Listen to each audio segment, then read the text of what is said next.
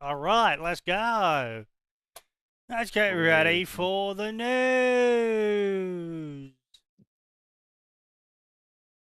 I don't think I'd ever show up if you turn this into an actual news podcast. I'll be real with you. It's a this news turned into an actual news podcast about podcast. fan fiction.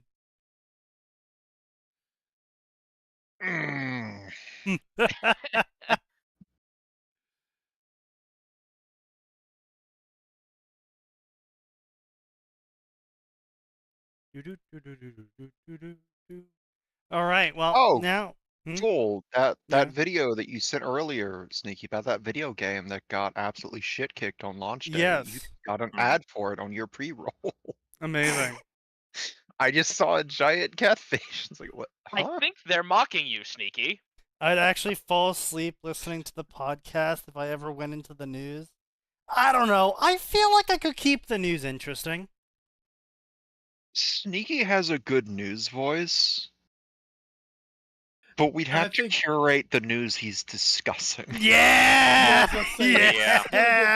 Yeah! Sneaky is absolutely one of the people. It's like he's got a perfect voice for radio news and all that, but oh my god, the amount of curation that would have to happen. And then it's gonna be like, all right, Sneaky, let me see your phone. Why? I need to see what you pulled up that we didn't approve. Yeah. That's my personal What do you phone. got? I don't Come on. fucking care. So, speaking of, so today, I had a funny little story for you. Funny little story for you, right? So, fucking, here I am, going to an on-site, all this fun shit, whatever. Get to the on-site, absolute shit show. RTO has no idea what he's doing. We're operating on a unified key that is brand new, so, you know how, like, everything gets dumber as it gets simpler? Yep. Yeah. So, with new unified keys, you can't set them up anymore by just plugging them in and accessing them by IP. Now, you have to make a Unify account, and you have to download the Unify app, and then you have to use your phone with Bluetooth on to connect to the Unify key, and then you have to set the key up through your phone, and then you can access it by IP to continue configuration. Fuck? Yeah! Oh, cool. We're just gonna fuck up all manner of security with that. Great idea. Yeah, it's fantastic, let me tell you. I fucking hate the stuff. It's like, you gotta set up through your phone.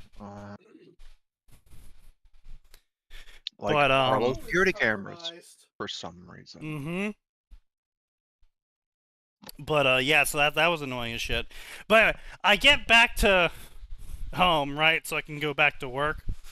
And, here we are. I get an email. And it's this email from this fucking person I've been trying to contact for, like, several days now, like, for 2 weeks at least.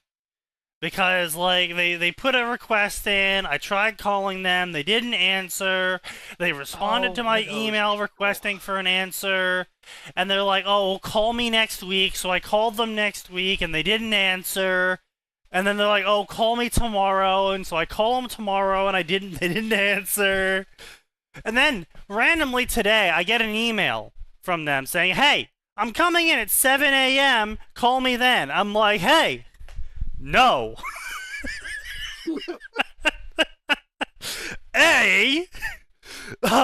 That's not my shift, so if you want that to happen, you can go do it your fucking self.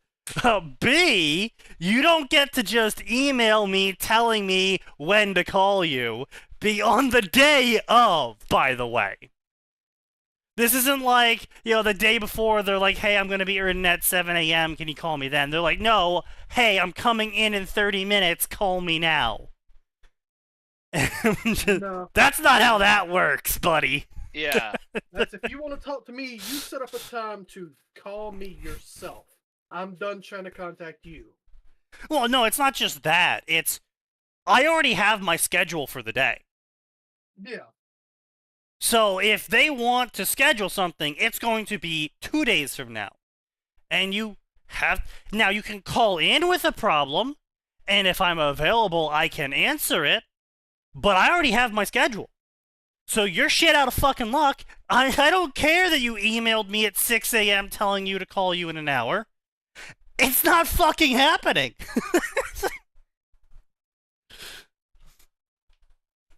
But, yeah, so it's just like, these fucking people, man. These users. I swear. They're barely functional human beings, or Barely not even that. human. Barely even human. Might not actually Users, barely even human.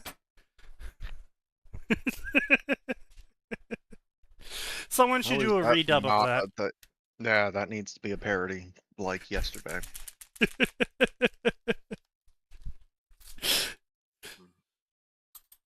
Send out the updates of war.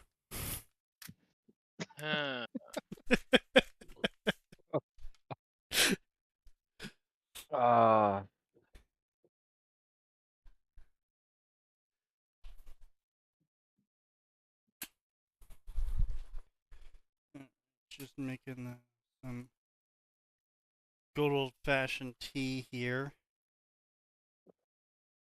Oh, that finally got fixed. Yeah, it turns out it was in fact a breaker that got tripped. Who could have guessed? And now I know in the future what to flick back over. How did you not know it was a breaker? Well, so I don't know what the fuck they did. I think they did a series circuit, but I have 2 outlets in the kitchen that connect to a GFCI. Uh-huh. GFCI, yeah. Which then connects to the breaker. And typically, whenever my shit all turns off, it's because something on the GFCI tripped, so I hit the reset, we're all fine. GFCI, yeah. This time around, though, the GFCI was off, and I was like, oh, fuck. So, I'm like looking around, I'm pressing all the buttons, I'm looking at the breaker box, I can't figure out if any of the breakers have tripped because they like I looked at the breaker that he switched back on, and it moved like a centimeter. Yeah, so it was like super hard to tell that it was even tripped. Yeah, so they don't always trip all the way out. It just pops a little way out. Yeah. Looking at it, it's hard to tell, but if you actually feel it, you'll feel where it stands out, and you just... Oh, I'm sure I would have, but I also didn't want to just start pushing on the breakers in an apartment I don't own. It doesn't fucking matter. As the renter of the apartment, you are in fact allowed to fuck with the breakers as the first person there if something happens.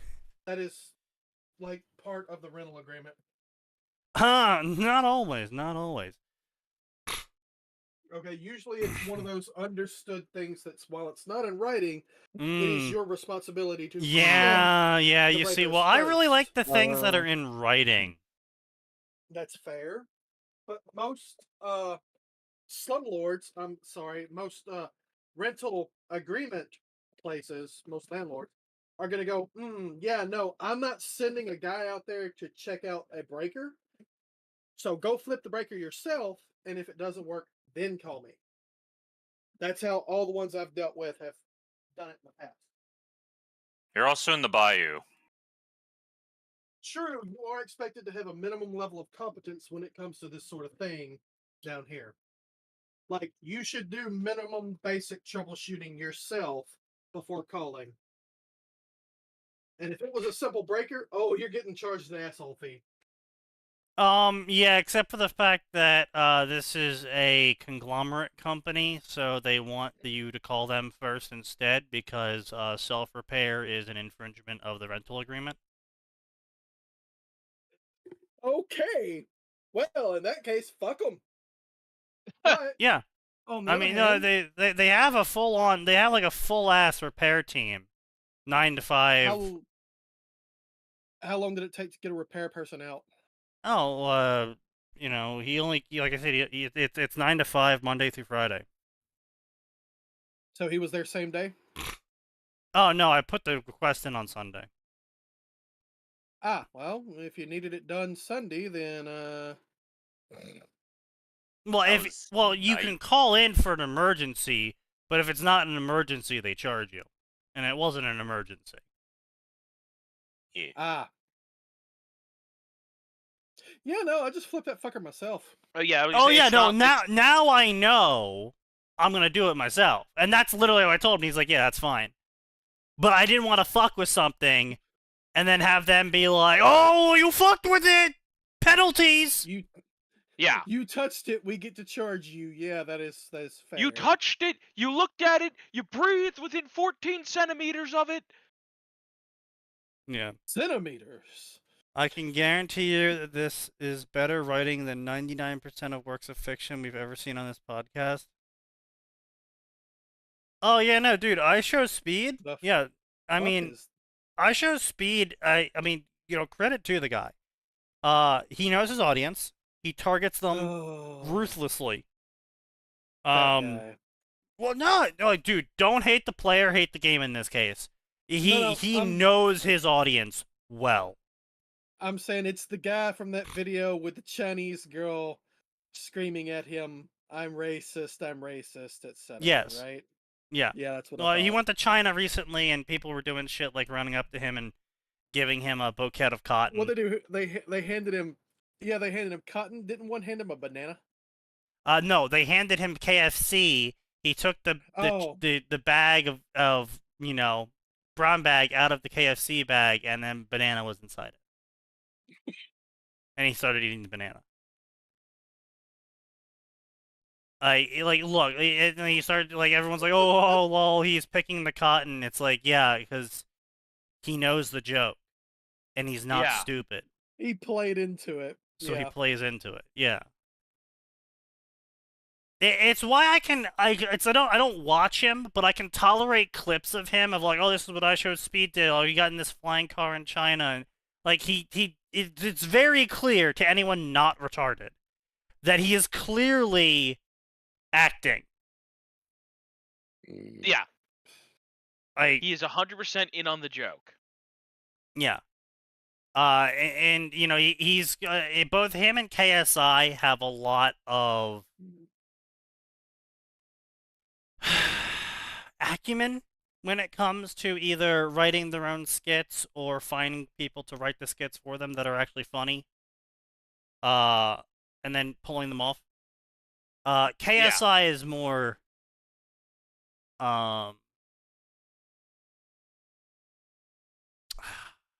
I guess teenager humor, I guess, is the best way to put it. Zoomer humor. No, he's no. That's I Show Speed. KSI is more like I'm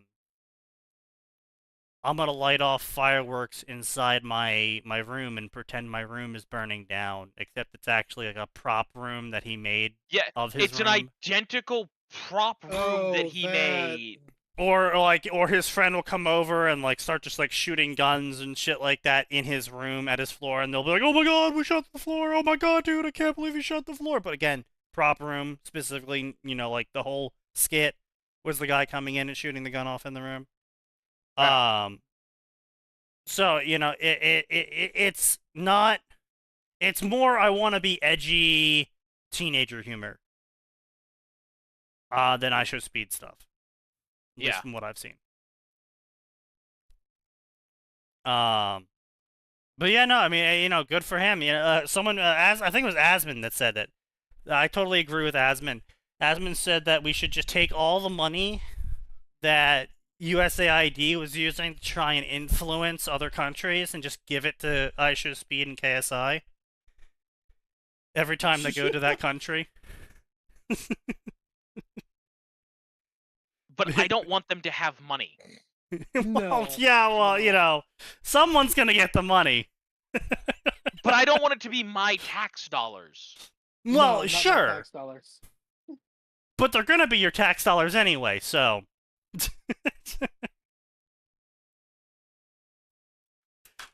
Because of course they will. Yep, no one spends money quite like the government. Well, yeah, I mean, yeah. No one spins like the government. No one fucks like the government. True. The tune of Yeah, Gaston. Gaston. Yes. Excuse you, address him by his proper name, Gastonks? Oh, Gastonks. My bad. Is that when he got into stocks? Yes. Yes. Of course, obviously. But yeah, that's about it. That's been happening in my days. You know, went on sites and dealt with stupid people. Unfortunate. The average state of things. Oh yeah, that's right. I left that back there just to see what would happen to it. Well, okay, that's horrifying. I've had this rack of ribs in my fridge for like several months now. 'Cause it was dog shit brand, effectively. And I didn't want to eat any more of their garbage. So I was like, well, I paid like $3 for the rack of ribs. So I had no problem just letting it go bad. But then I was like, I should probably keep it in the fridge so it doesn't like spoil even harder in my trash. And then I'll throw it in the trash when I go to take out the trash next time. And then I forgot about it. And now I kind of just looked back there and like it's like sort of liquefying inside the thick plastic. So that's one part horrifying, one part interesting.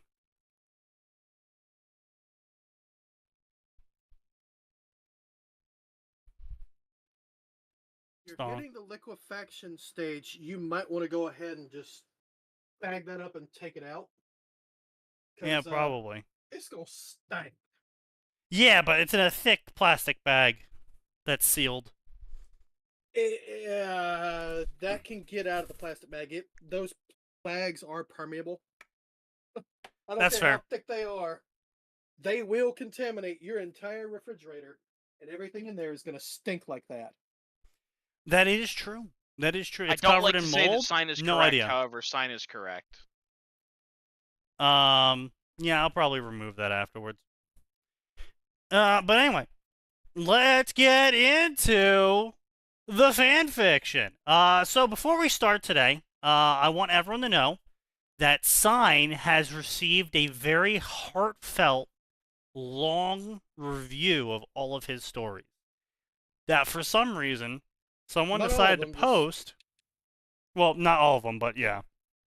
Someone decided to post to QQ in the general discussion section. Some reason. Yeah, for some fucking reason.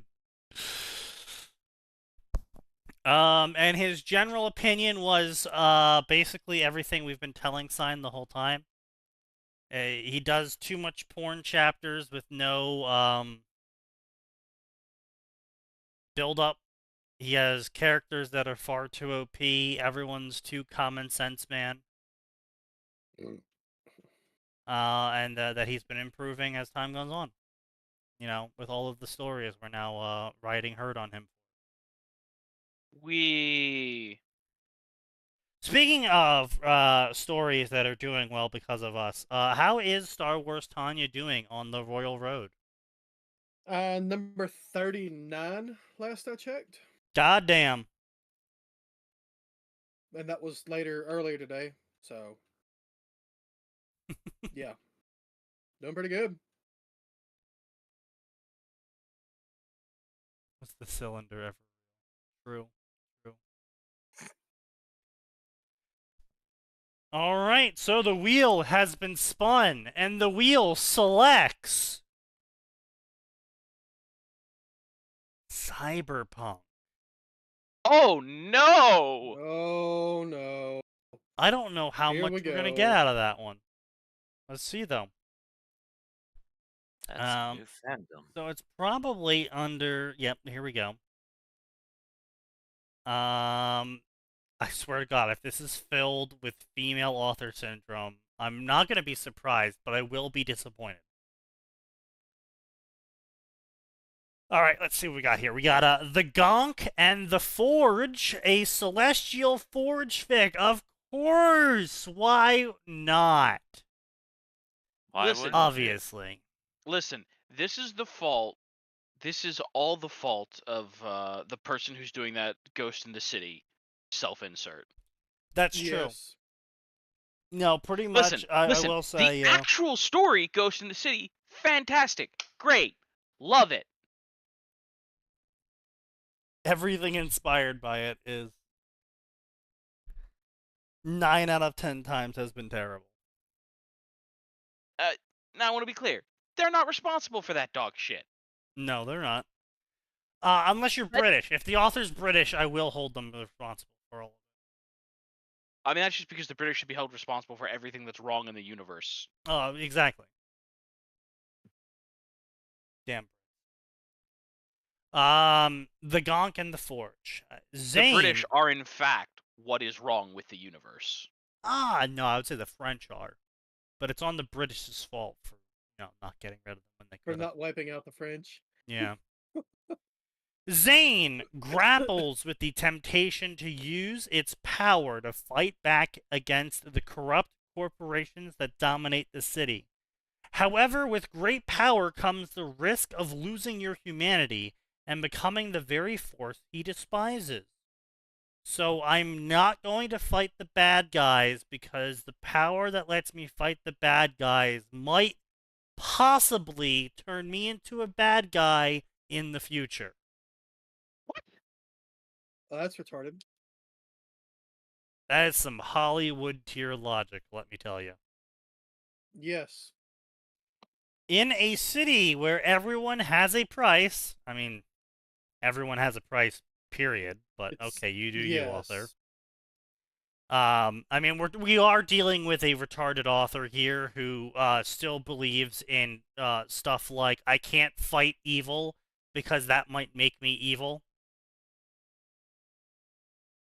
I'd like you to speak to the entirety of the U.S. military from World War II. Well, I mean, if you talk to a lot of people these days, they have a lot of opinions about the U.S. military.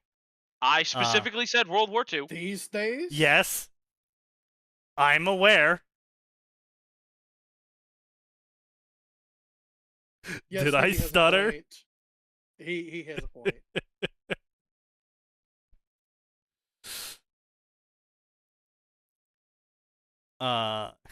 Sounds like bitch in here. True.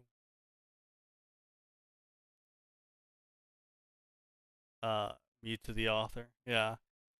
In a city where everyone has a price, Zane must find a way to challenge the system without compromising himself. Will he rise above the allure, or summary gets cut off because the author didn't pay attention to the word count? Well, we're getting a movie about the Iraq War soon, right? I keep seeing ads for it. I don't know. We are? I guess. I'm sure that's going to go over well. Oh, it will go over flawlessly, Max.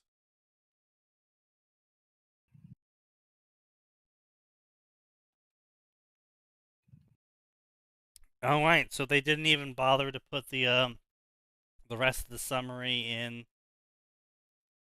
Wow. Okay, so author is definitely really fucking stupid.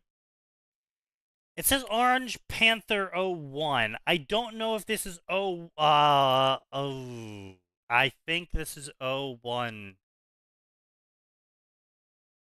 Ooh, I don't know. There's no way they were born in 2001. No, they joined 2021. No, there is no way they waited 20 years to join fanfiction.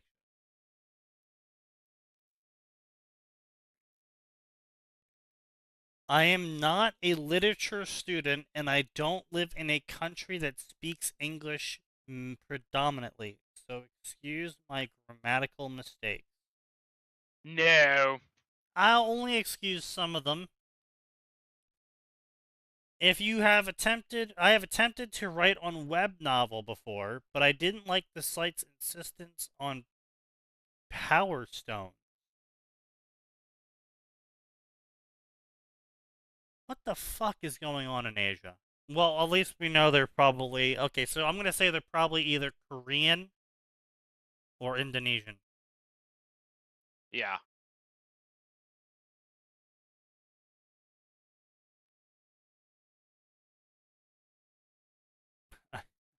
Yeah, I need the challenge system without being corrupted by it. Fucking posts a picture of Taylor. Yeah, yeah.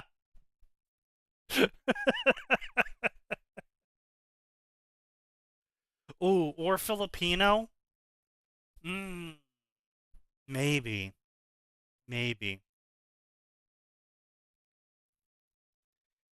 I am a huge anime manga reader. I love playing game like God of War. I love reading book like Song of Ice and Fire, Harry Potter, Lord of the Rings, Percy Jackson.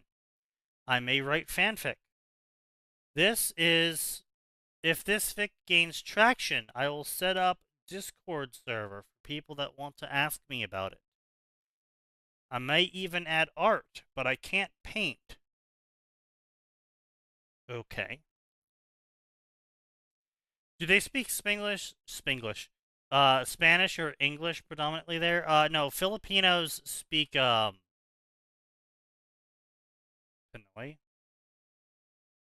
They have their own little Pinoy. sea-based language. And then they speak English as a side thing in some areas. I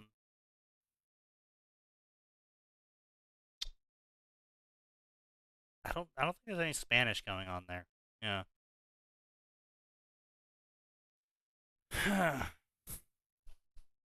Maybe they do.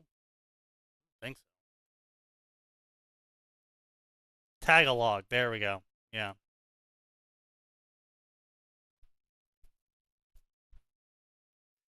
So, yeah. Uh-huh. Okay, Superman in Song of Ice and Fire. What a I mean, waste. guess. I don't really... A star-born child sent to live in the lower class of the living in the turmoil of Westerosi society. Bringing hope and despair in equal measure, will he lose heart in the treacherous evil of the world, or will his good nature prevail for a hope and dawn to shine in the world?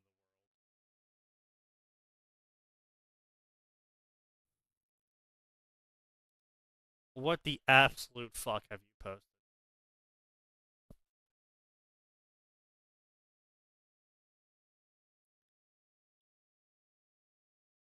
Beats me, man. Ugh. Mods on file. Mods. Revoke his What the carpet fuck? privileges. Yeah, I mean, I don't know. I feel like this is another classic Superman deconstruction story, which is, as we all know, dog shit. Every Superman deconstruction story is dog shit. Yes. You're not supposed to deconstruct Superman. He's fine just the way he is. Well, no, it's that Superman's already literally a symbol, so there's no, like... The point of a deconstruction is to pull apart the layers that make something, but the point of Superman is to just be good. There is no layers to it. There's no underneath the underneath. There's no hidden meaning. It's literally just be good. But what if we deconstruct the message of be good, Sneaky? Well, What then if you he get, was a giant asshole? then you get fired into the Yes. sun.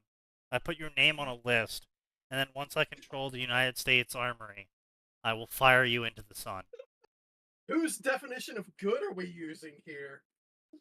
Yeah, mine. That is the argument they would use. Oh, I know. I wrote a whole thing about it. You know, wrote a whole thinger about it. Thesis Whole statement. thinger. Yeah, thesis statement. Yeah, it's how I got my college degree. You mean what? No, hang on a second, Sneaky. But you plagiarized, remember? Yeah, but I wrote a thesis yeah. statement about how to be good. So that equaled it out. Yeah, I guess that's how that works now. Yeah. According to Mullen College, that's how it works. I still can't believe the bullshit you went through last year. That was so much bullshit. Oh. That was such a shit show. Deconstruction of Superman is how we get Homelander and Omni-Man. Yeah, two objectively terrible characters that are not enjoyable. No. So here's the thing: Homelander is a deconstruction of Superman. Mm-mm. Omni-Man is not. Here we go. Go ahead. Go ahead, Simon. Only the Homelander from the TV series. The actual Homelander from the comics was supposed to be a good guy, if a normal guy. The person going around killing people who looks like Homelander is not actually Homelander. It's Black Noir, his twin/clone brother, who is wearing a Homelander suit. And when Billy Butcher eventually, shows Homelander this and makes the reveal, Homelander goes crazy thinking, oh my god, there's something wrong with me. I must have been doing all this shit, not knowing I was doing it. And then his brother kills him, and then Butcher kills the other guy with a crowbar. Yeah, in fairness, that is a whole thing. But it's quite clear that the Homelander. Wait, are you telling me the leftists who made Homelander, the TV show, now starring on Netflix, aren't media literate? Yes, surprisingly. No. Right? Yeah. How? Well, but that's all they talk about. I would argue that they made a deliberate choice to make Homelander the way they did. Like, they did talk about this. They explicitly acknowledged that we are not following the same storyline beat for beat.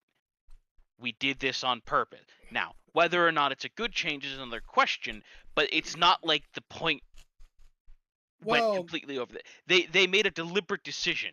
Yes, they made a deliberate decision in the same way the producer of The Witcher went, well, we're going to tell our story, not the story that we're supposed to be telling. I'm not arguing if that's a good or a bad thing. I'm saying there is a difference between lacking media literacy and them purposefully choosing to tell a different story, regardless of whether or not we like that story. Sure. Fair. I don't know. I think I think Phoenix has the right of it. The problem is that when you would call out actions that Homelander does in the show, people would tell you you're not being media literate. And it's kind of like... Yeah, that's a different thing, which those people are stupid. I mean, I don't have anything else to say. Like, those people are stupid.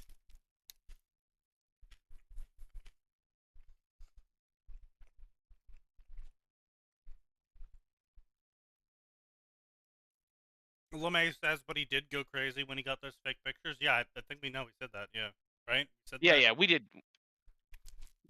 Well, no, the pictures weren't fake. The pictures were of Black Noir wearing the Homelander suit. Which is a whole other thing.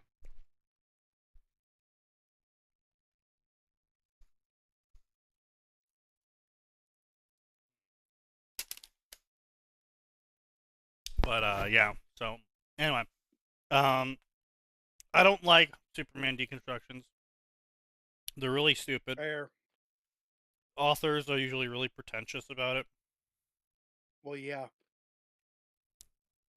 Because Superman's the big target. He's obviously good. We must tear down goodness. And then invade hell. And be the bad guys. Those poor demons just trying to live their lives and take care of their families and go to church. God. I think my favorite part of the show was apparently part of the plot as to why we invaded Hell is one of the plans on one of the antagonists was like they were going to illegally migrate the demons into America. Huh? Yeah.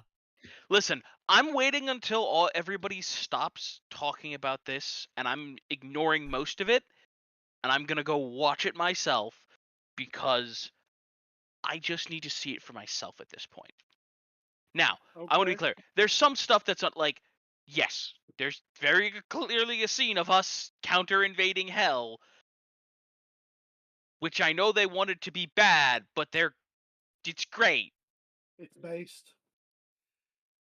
Then you have fix like Infonts. Well, no, I don't think Infanticus writes Superman deconstruction stories. That is not a Superman deconstruction. That is a rapist who happened to get Superman's powers. He is a Kryptonian. That is not a Superman deconstruction. Well, and not only that, it was actually more of a social commentary on what a creative writing board that serves fetish porn works to people and their opinions on what evil is and how weak that opinion is. True. Also, you remember he wrote it specifically because he got tired of people writing all these bullshit.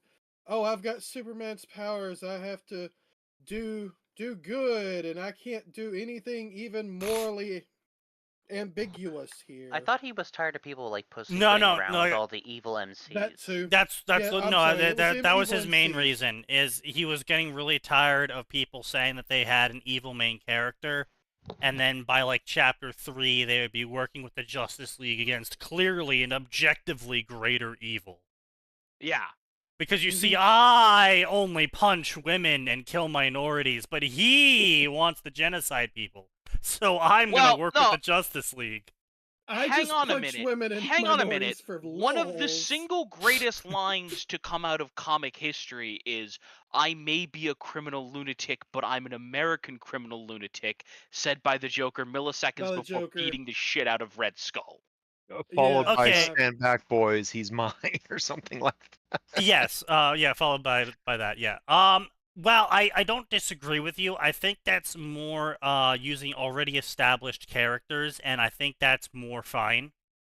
The problem is it would be like if they introduced a new DC villain and they're like, yeah, this guy, he's gonna be like the worst of the worst people, but then by issue 3, he's already inside the Justice satellite, you know, like dating Wonder Woman. Yeah. And it's like, I mean, okay, I thought you said he was gonna be evil. Hang on, if he's doing it to advance an evil plot, I'm evil, but I'm also dating Wonder Woman and pretending to be a good guy, then you can do that. I mean, maybe, but see, the problem is in a majority of those stories, again, yeah, and I fully agree with Infant here. A lot of people use the tag, and you know, Atin can absolutely back me up this when it comes to fucking D&D. A lot of people use the evil tag to justify them just being a dick. Yes, yeah, true. And they're like, oh, my MC's evil. That's why he punches these people and takes some stuff. But he's not that evil, guys. Like, you know, the second it, like, actually treads upon this person's personal sense of morality, suddenly they're not evil anymore. And it's like, okay, buddy. Yeah. And like, they'll have shit like, I've seen some of the stories he's talked about, too. Where it's like, oh yeah, I'm an evil MC. I'm gonna go rob from banks and, like, blow up buildings and create massive civilian casualties. But my line is, it's slavery. It's like, so you're fine with massive civilian casualties. Orphanages burning down with all the orphans inside them. But not slavery. Of course. Really? Yeah, obviously. Slavery is just bad, don't you know? Yeah, my MC is evil. He dates Not that lesbians evil. forcefully. Yeah. Oh Jesus, he converts lesbians. That is the worst on QQ. Yeah, Alright, right. Lots of we're- places. We're not going there, boys. No, it's not even a political thing. On QQ, there's a lot of people who really fetishize girl-on-girl stuff. So, Yup. whenever you do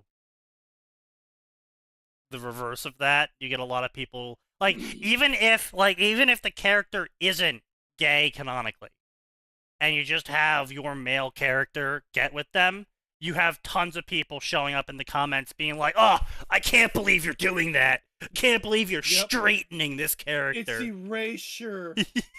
It's just like, what the fuck are you talking about? Straightening them, yes. As though we put them in a machine straightener. Yes. You were A reversing the pasta spaghetti. unbender. We yes. We we ran them through the machine that straightened them out. It's fine. That reminded me of the lady who wrote that fic where she killed the main character of the slavery anime because slavery is always bad.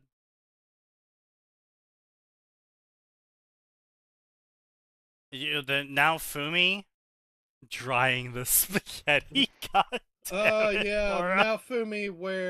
Naofumi is actually the good guy who saves the girl by making her a slave. That's Because, like you know, his most woke powers work millennials on and slaves. zoomers, though, Sneaky. Slavery is bad. Racism is bad. If someone who was previously disadvantaged by society wants to get back at them, power to them. I mean, yeah, it's. I don't really, like, look, I don't really give a fuck. That is how they do. You know, there's a lot of hypocrisy going on surrounding that stuff, so I just kind of don't fucking give a shit. Not now, Fumi. Okay. Well, if it's not that slavery anime, you're gonna have to find the name because Yeah, you have no idea how little that narrows it down. One of the softcore porn ones. Do you have any idea? Oh, wait. Hang on. I know which one this is. It's Harem just in said the it here. Labyrinth? It's Redo of No. No. No, he just literally said it. just said it. Oh. Sign L. Yay! Look, Amazing. look. You see what I'm doing right now? What's it No! say beside my name? I What don't am have a doing? fucking camera on you. What Thank does it say God. I'm doing beside my name? It says I'm playing Metal Gear. Okay. No, it That's doesn't. what I'm Actually, fucking No, doing. it doesn't. it says, well, no, it says writing, which is clearly a lie. But Yeah, that's obviously a fucking lie. Obviously, Yeah. that's a fucking lie right now. People would try to accuse Rent-A-Girlfriend of slavery. True. Yeah. They will accuse anything of slavery. isn't They Rent a will, yeah. Girlfriend like she's Isn't it prostitution, explicit not escort? It's slavery. prostitution? it's literally It's a- just escorting, isn't it? Yes, Well- it's compensated dating. Escort. Well, Yes. Yeah, I thought you were talking about the series. I'm pretty sure the series is about a guy hiring a girl and then they catch feelings for each other Yes. over a series of hired dates, and then they realize they like each other, and then they. Yeah, If it's only. it's literally just I hired an escort. Oh no, we've started having actual feelings because of how Oh often no, this we've happens. caught feelings. Mhm. Yes. They've been milking that shit for a while. I would say it is truly the most fantastical of things. Supposedly, it's pretty great. Only in Hey, Get the Japan. brightness up. Yes, Gray is now actually going in the opposite direction. Every screenshot he posts gets brighter. I can't I wait don't for the understand. I can't wait for the inevitable day he posts it. Discord fucks It's it up, just white. and it's just a a white white screen, flashbanging us all. like the moment it pops up, that square of our screens are just burned out permanently. Like, how the Boom. fuck do you go from it's getting progressively darker to it's getting progressively brighter? Get the Gray grayscale. technology. How should I Gray, know? grayscale. Haha. Mm, Yes. yes.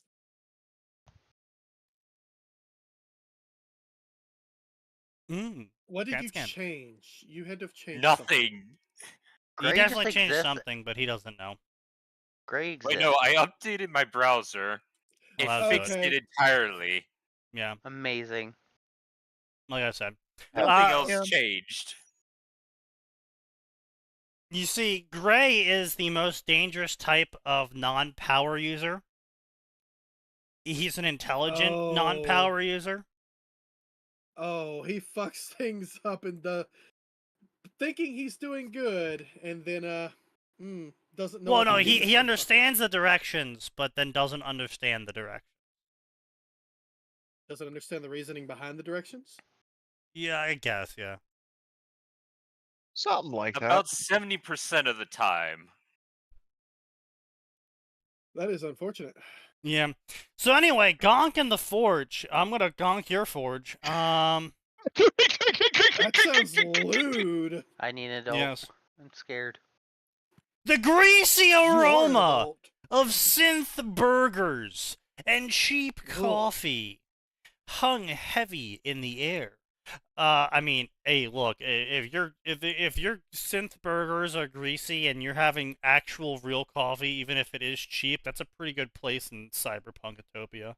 Yeah, I was gonna say in Cyberpunk, even the coffee is synthetic. Yeah. Like, unless Not as synthetic as your mom! God damn it. Another night winding down at the diner. I wiped down the countertop, glancing at the familiar faces huddled in the corner booth, ignoring the rattling coughing machine as it prepared coffee with synthetic milk sachets. Miller, Jones, Smith, NCPD regulars were finishing off their after-patrol grub. They usually rolled in just as the late-night crowd thinned out, and their patrol route ending at the intersection between Westbrook and Japantown, a stone's throw from Jig Jig Street. Why do we need to know this information? Take this to table 6. Reasons. A voice asked me, and I turned to face the blonde woman manning the counter alongside me. You know the one. Why would she need to say, you know the one? If he's been working at this place for a while enough to know that these people are regulars and their exact scheduling, why would he need to be reminded which table is table 6? Author. Come on. Alright, Archie. Just watch the coffee machine, will you? That hunk of junk was rattling and I didn't like the sound of it. So what, stand away from the coffee machine? Yep. I think it's going to explode. Keep your eye on it. You're probably right. I replied as I took the offered tray from her and headed towards the table with the NCPD officers. I slid the tray onto their table, the chipped mugs rattling. What, wait, ceramic mugs? Really? Damn, this is a swanky fucking diner. Bro, you have regular cops there? Those cops must be getting some hella thick bribes from the corpos. Piled high with questionable synthetic meat. Alright, fellas, I announced 1 preem hot dog with a side of fries. Real fries? Officer Miller, 2 easy beef steaks for Jones and Smith, and a Godzilla for names Davis, right? Davis fidgeted on his seat as he nodded and stammered. My optics, they can't seem to find your, payment chip. He blinked, his enhanced eyes flickering with faint blue as he tried to scan me. Got your name, Zane Vargas, but no link to count, no chip. A beat of silence hung in the air as the other officers exchanged amused glances. Miller, an older officer with a cybernetic arm that whirred subtly with every move, leaned closer to Davis. Kid, you've never seen someone who's Ganik? You're looking at Night City's very own Buddhist waiter. This guy is a museum piece. He jerked a thumb towards me. Chill out. Don't worry about him. Jones, her Kuroshi optics glowing a bright blue as she scanned me, smirked. Don't worry, Dave. He's not gonna bite. Smith, a grizzled officer with a cybernetic jaw that clicked when he spoke. So far, I mean, overall, actually, he's doing a decent job on the grammar. He's doing a decent job on the pacing of the narrative. It's just the character introductions are god fucking awful. Yeah. Yes. I don't know where people picked up this style of character introduction, but I'm gonna blame Korea. Fair. Good point. Because like I see this in web novels a lot, where a new character enters into the manhwa's, scene, and the narrative goes off on a rant about like their position in nobility, their achievements, what they look like, their schedule. Like that's a very common thing I see in manhwa, so I'm going to assume that's where this is coming from.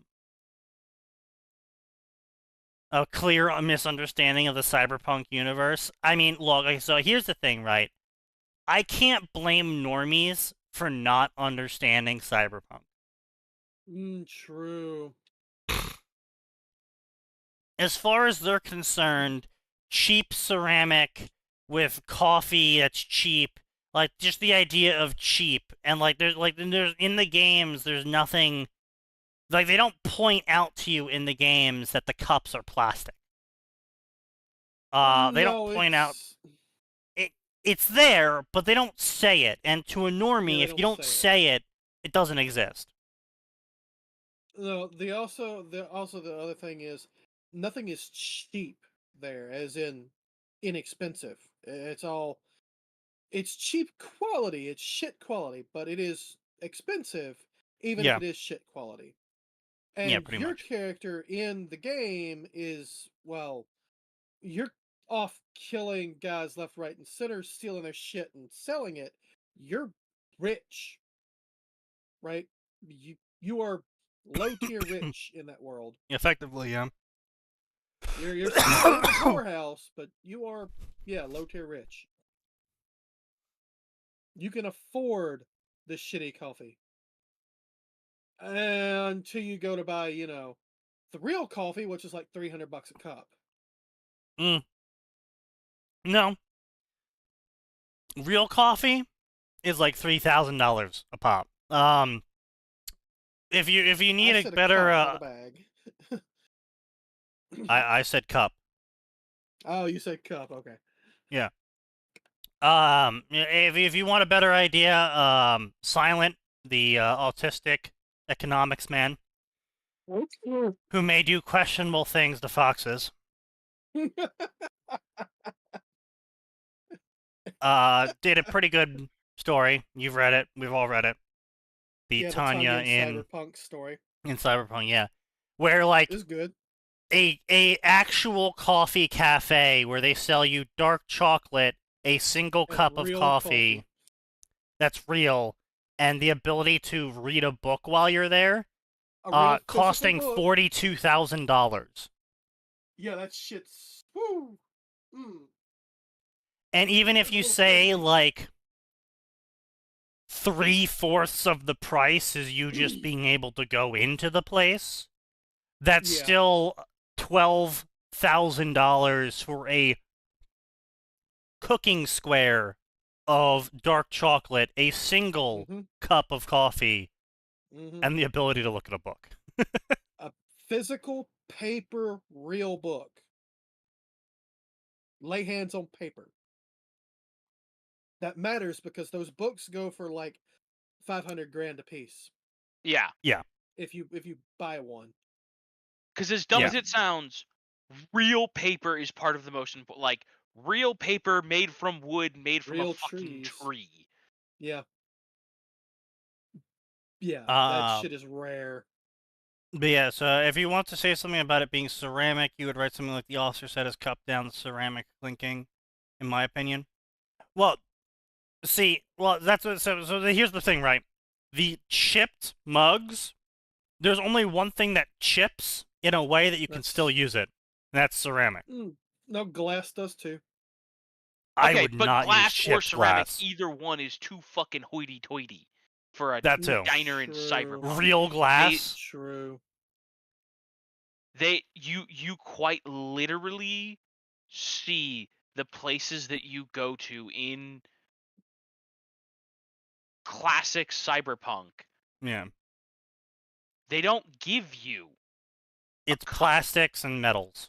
No, it's plastic and Some metal. of them don't even do that. Some of them literally give you a disposable paper cup. That's true. No, not paper, but it's Uh, disposable. It's Synthetic paper is my point. synthetic biomaterial, yeah. Yes, it's bullshit. That probably breaks down into some sort of toxic pulp.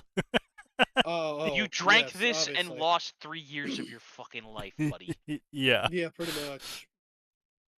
But Ooh, it's just a case of, because it wasn't pointed out specifically in the series, I wouldn't expect a normal person to know it. But at the same time, it is something you gotta know if you're gonna write a story. Like, here's the thing, right? If you're gonna sit there and write a power fantasy story, right? If you're the whole point of the story is you got powers, you're in cyberpunk, and you're just dunking on scavs, and you're killing corpos, and you're blowing up Arasaka Tower, and it's whatever, then you not knowing, you know, ceramic versus cheap coffee versus recaf or whatever the fuck it's called, that's one thing. But if you're really gonna sit here and moralize to me about how the state of the city is grinding down on your existence and is tempting you to use your powers in a way that goes against your morality. You're in cyberpunk. Fuck your morality. Well, yes, but if you're going to sit there and write a story like that, then I expect you to know every aspect of cyberpunk if you're going to sit there and moralize at me. True. About why it's bad. Because if you sit there and moralize at me about why it's bad, but then you don't even know half the lore of cyberpunk that shows how bad it really is, it's like someone telling you about why the Civil War was bad and why the South was bad, but the only knowledge of the Civil War they have is that one picture where they saw a black guy in chains and some guns being fired.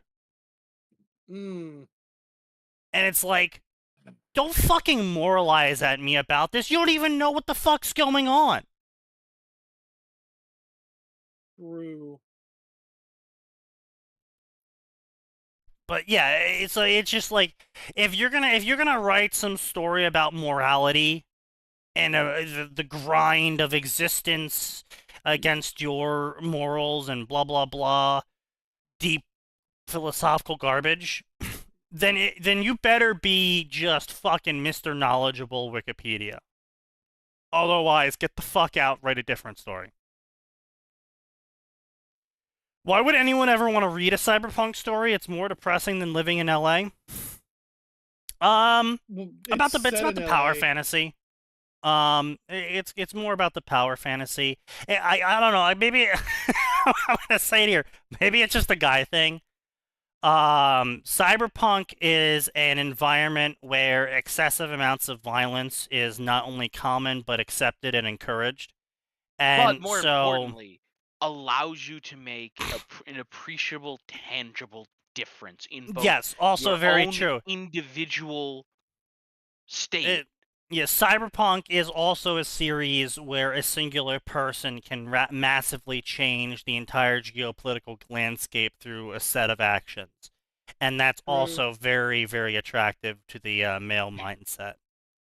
Also, even if it doesn't necessarily got robot arms, lead to big guns, change. super speed. I mean, a Even lot if of it very doesn't necessarily classical. lead to lasting change. Yeah. Right. Well, that's Morgan the best part. Blackhand and Johnny and all those guys. Right, but Atin, that's actually the best part, is because you're gonna do it right. Your change is gonna be lasting. Yes, you're gonna do it. I mean, yes, of course, but that's the alert. It's the kind of thing where even when an individual fails to make an appreciable long-term impact, they can make an immediate short-term, highly visible, I changed this shit. Yeah. They make a big splash, yes. Can a single individual actually single-handedly eradicate the Arasaka Corporation? Yeah, it's funny you asked that, because that's literally what happens in 2077 if you choose certain options. The answer is, you can't eradicate them. Yeah. But You you can't. can sure as hell No. bankrupt them. See, here's the thing: is Arasaka is actually pretty unique. You couldn't eradicate Militech. You couldn't eradicate Biotechnica, but Arasaka is very unique in where 90% of the power is concentrated in 3 people. Yeah, but they can replace those 3 people if they absolutely have to. No, they can't. That's the Arasaka noble family. It's like saying, oh, yeah, but we can replace the emperor if we really have to. It's like, technically speaking, Technically, yes. But, as we all know what happens when a succession crisis occurs.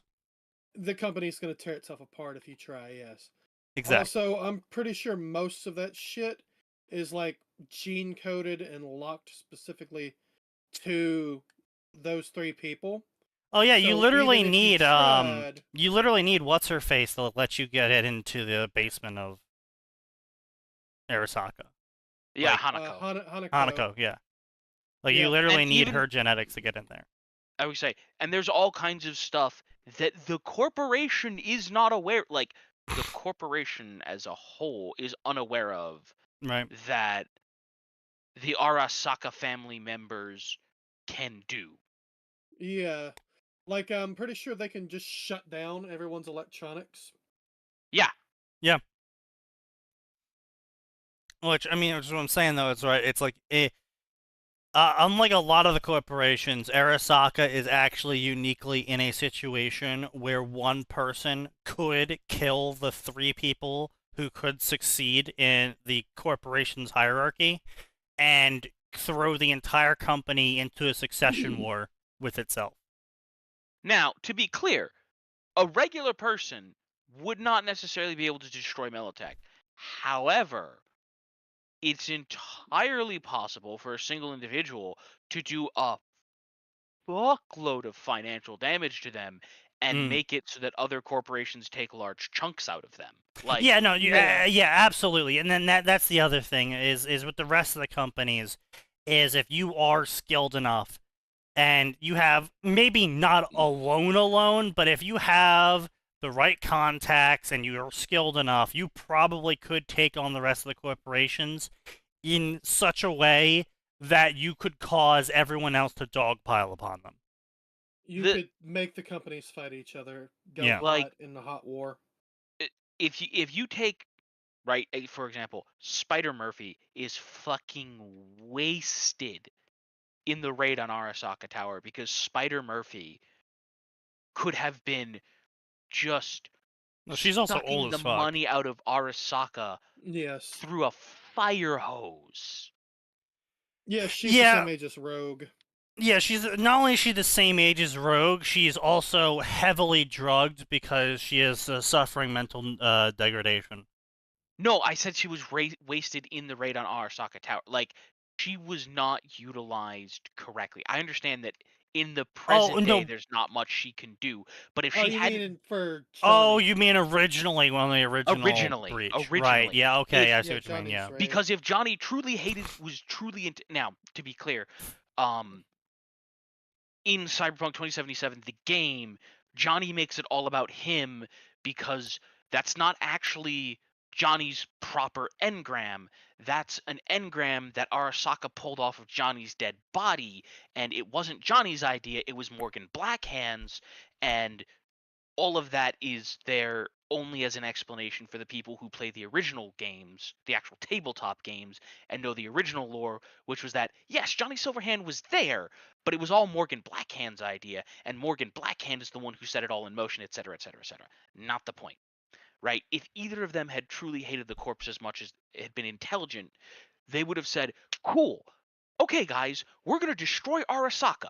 And how are we going to do that? We're going to sit in a room, and we're going to keep Spider Murphy safe for the next 70 years while she steals all their goddamn money.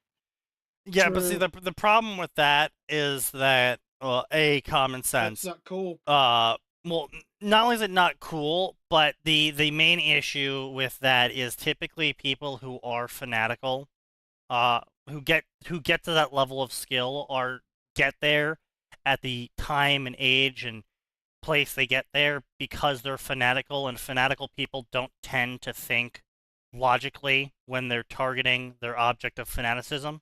Yes, absolutely. True. And so it's like maybe, in every other situation, maybe Spider Murphy was just absolutely dunking on everyone, hardcore MLG style. But when it came to Arasaka, she was just like, nope, I'm just going to destroy shit because fuck Arasaka. And, kind of got lost in the sauce. And that's entirely possible. But, yeah, so I mean, Cyberpunk is a very fascinating playground for people to do their thing in. It kind of suffers from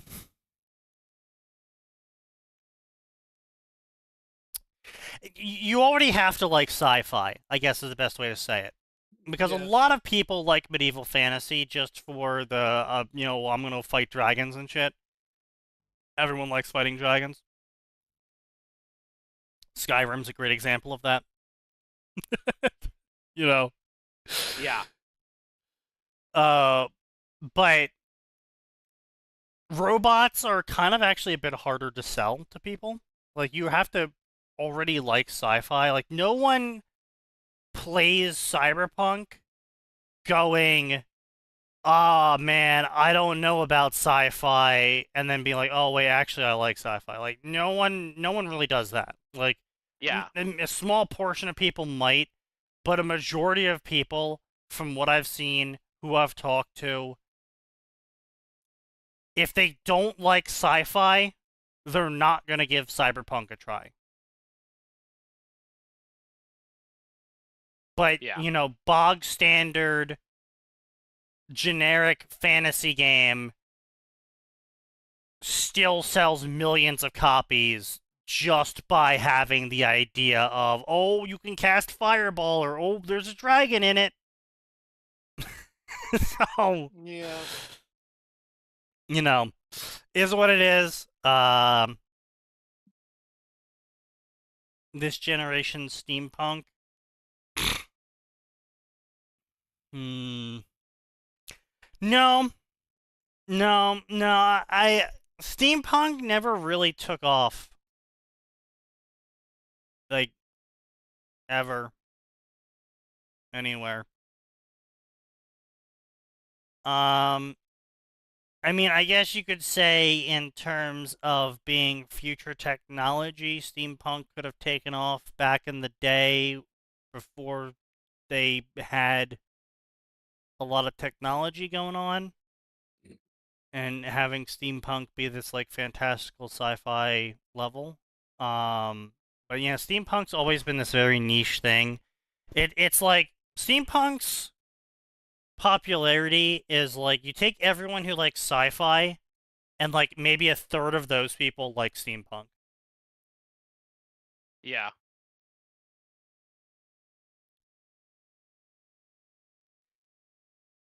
Because honestly, even people that like, I know a lot of people that like Star Trek, Star Wars, Battlestar Galactica, Star stuff, but like every other bit of sci-fi they don't like because they find it too depressing. Like, they don't like diesel punk, they don't like steampunk, they don't like anything punk.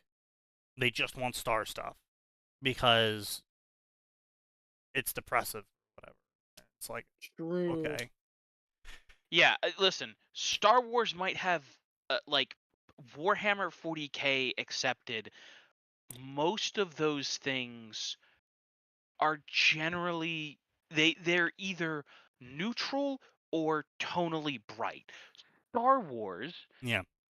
Sure, crazy shit happens in Star Wars, but if I was spinning the big wheel of reincarnations and someone told me I was getting up in Star Wars, I'm totally fine with that. I can stay far the fuck away from Sith and Jedi and clone troopers and Galactic Wars and just pick a forest in the middle of the Outer Rim and go, I'm gonna build and pick a forest planet and go, I will build a farm here and nobody will fuck with me. And then you get eaten by a rancor. Fucked from day one. Or you're eaten by a rancor, yes. No, even as a Force sensitive, there's a ton you can do. You can just fuck off into the woods. Most of the time, you'll be fine. What if you're born somewhere like, oh, I don't know, Dathomir? Okay, Dathomir's not that bad, all things considered. And you're a man. Force sensitive man is okay on Dathomir. Non-force sensitive man, not so great. But on the flip side, as a modern guy, you sign would be fucking happy on Dathomir, and don't try to tell me you wouldn't be. What do you mean by that? What you sign are Imagine surrounded finding by a out bunch... you're being reincarnated to a cultivation world. Oh, that Can I read that guy redo? sucks. You're going to a cultivation world? That sucks. Listen, you're either going to be some ultra transcendent talent, and oh boy, your life's going to be full of pain, misery, suffering, sitting in a cave and trying not to die, or you're a shit tier talent, and your life's going to be filled with pain, misery, suffering, trying not to die, or you're a peasant, and your life will be very short and very filled with pain, suffering, and dying. Oh, and also you'll probably get turned into a pill for somebody to eat. Yeah. So they can get stronger. Yeah. Also, sign, you would be on the planet surrounded by a bunch of hyper fit athletic women who are dom mommying you. Don't pretend that you specifically wouldn't be happy. We read your fiction. We know what you want. No. We know it makes you cheer. See, they're not dummy mommy type girls. They're the explicitly other kind of dominant female. No, the not fun kind. Even the witches of Dathomir, the supposed good guys on the planet, are still really kind of shit to their men there.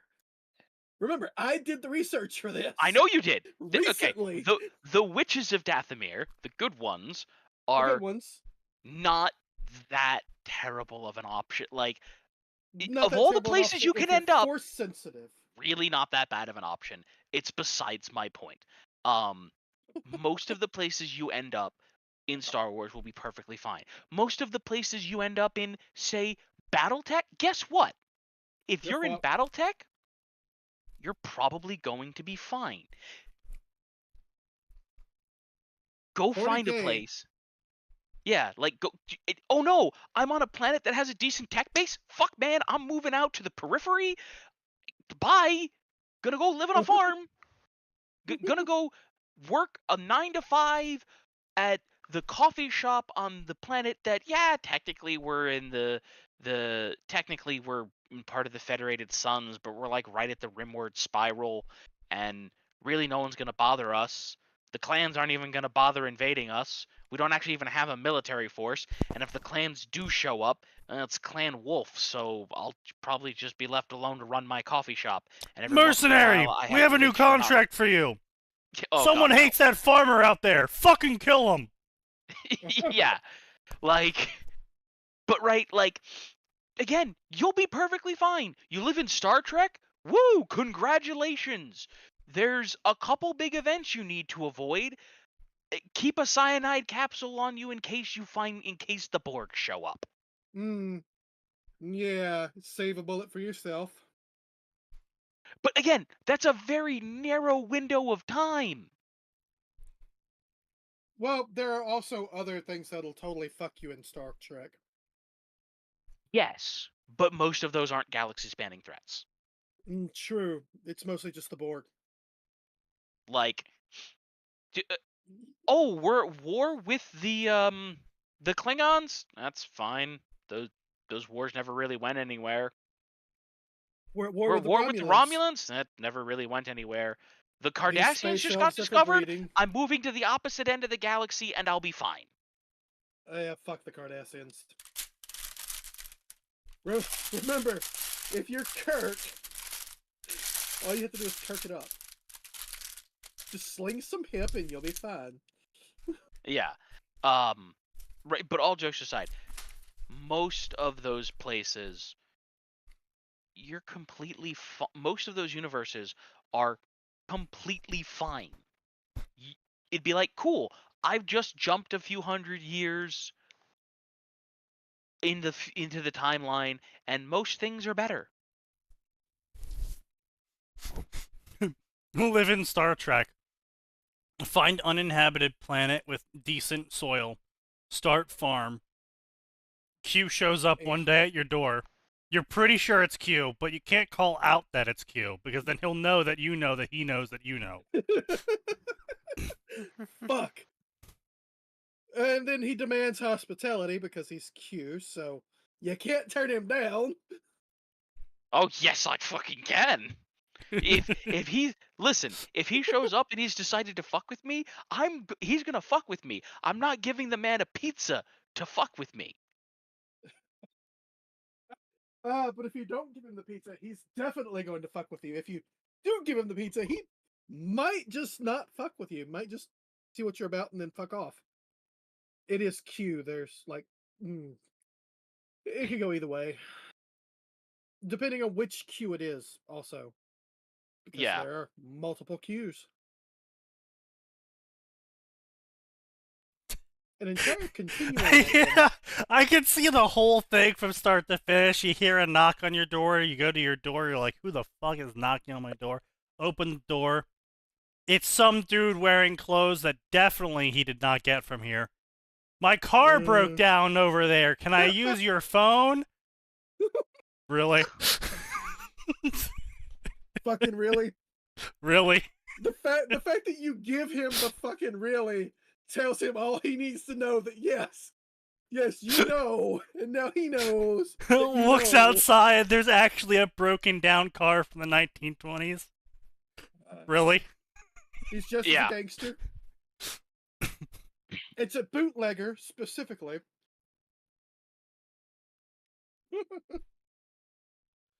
Alright, fine, let me go get my wrenches, look up a manual for this thing.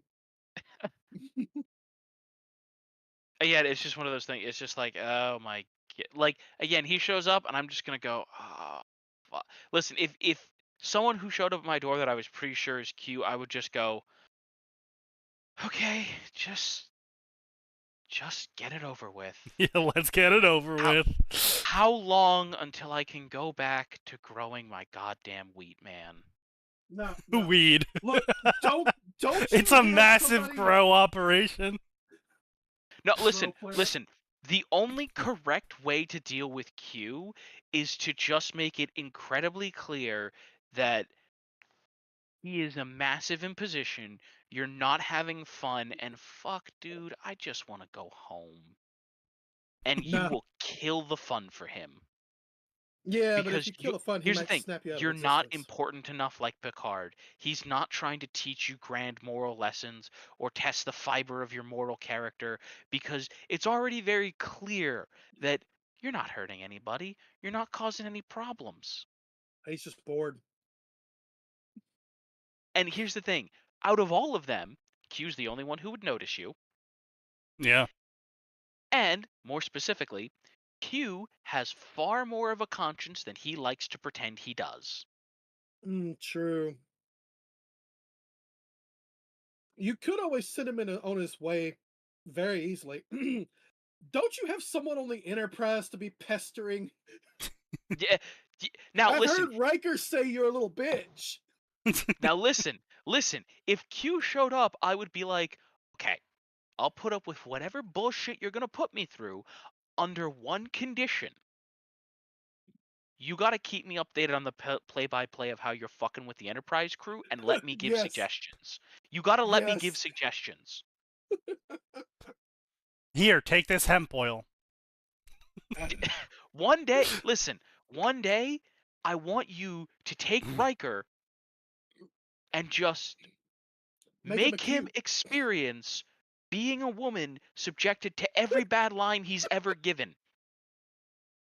And I want to watch. Make him a woman that he himself is trying to pick up. Yes. I want to see that. Female Riker have to seduce himself. Oh my god. True. Female Riker has to seduce male Riker, not the other way around. Anyway, to answer the question, LeMay, yes. There's a lot of reasons why people would read Cyberpunk. and the most of it boils down to power fantasy. A lot of reasons Some you wouldn't people, want to read it. psychopaths, want to read and write cyberpunk for a slice of life style of what it would be like to live in such a future. It'd be miserable. Yes. I mean, that's kind of what Ghost in the Shell was all about. I mean, it was a slow, very slow progress towards the inevitable thing that everyone was actually showing up for, which was the main character turning into the Major. Which was well done, by the by, just to be clear. Unfortunately, they've burned out, and have they even updated recently?